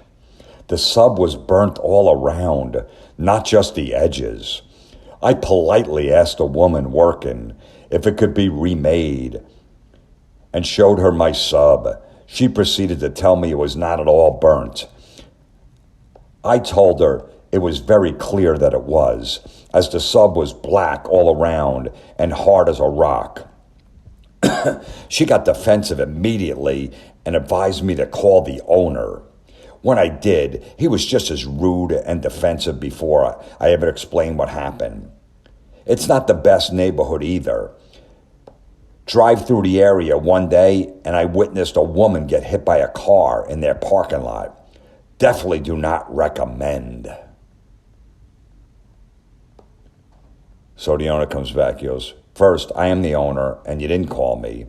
The lady that runs it during lunch would not give you a burnt black sub as you called it. As to someone getting hit, that is possible, but it doesn't make it a bad neighborhood. So all of a sudden, he goes, it's not in the best of neighborhoods. The best of neighborhoods don't usually have pizza parlors in them, right? They have mansions and golf courses. If you want a good slice of pizza, you probably have to leave that neighborhood. And who cares what kind of fucking neighborhood the pizza place is in? If you want something to eat, you just want something to eat. You're not fucking moving there. He witnessed a woman get hit by a car in the parking lot. So people only get hit by cars in bad neighborhoods? Well, that's good to know, because, listen, next time I'm in a good neighborhood, I'm not even going to look before I cross the street because nobody ever gets hit. It's fucking magic, it really is. Only in bad neighborhoods do people get hit by cars. I'm always protective when I got my kid in a fucking parking lot, right? At a supermarket or wherever we park, you got to watch out for cars backing up, coming this way, that way. I'm always super protective about that. But now I don't have to worry. If we're in a good neighborhood at a mall where it's really expensive in a nice area, I'll go, yeah, just don't worry about it. I'll fucking run and leave him walking in the parking lot. I'll be like, Dad, where you going? Now we're in a good neighborhood. You're not going to get hit by a car. Just fucking don't even look. Just stare at your phone as you're walking through this parking lot. Because we're in a good neighborhood, nobody's going to get hit. If we're in a shitty neighborhood, hey, we got to go to that Chick-fil-A. It's in that bad neighborhood. We're going to go walk in and get our food. Hey, listen, walk close to me, hold my hand, because this is a fucking bad neighborhood, and you might get hit by a car. Even a 12-year-old will go, what the fuck does that mean? What does that mean? And getting back to this fucking bitch. First of all, how do you burn a sub? You know, maybe they toast the bread, right? But do you really think they'd serve it if it was black, burnt all around, like this guy said? Unless the person making the sub is blind, that wouldn't happen. And he lied about calling the owner because the owner said he didn't call. So he definitely lied about it being burnt too. You know, it was probably dark around the edges, which is supposed to be because he wanted it fucking toasted.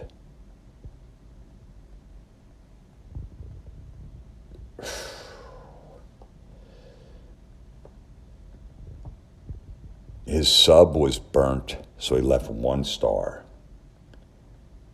Now, you really think the waitress is going to go, listen, it's not burnt? I told her it was very clear it was, as the sub was black all around.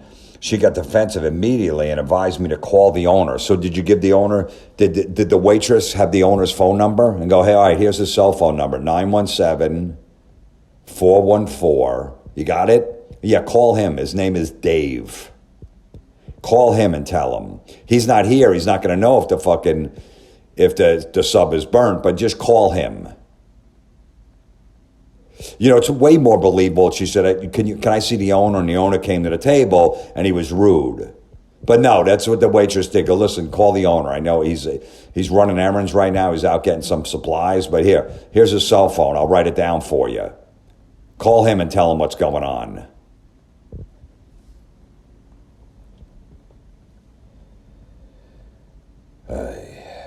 Listen, like I said, just be lucky you're not these people.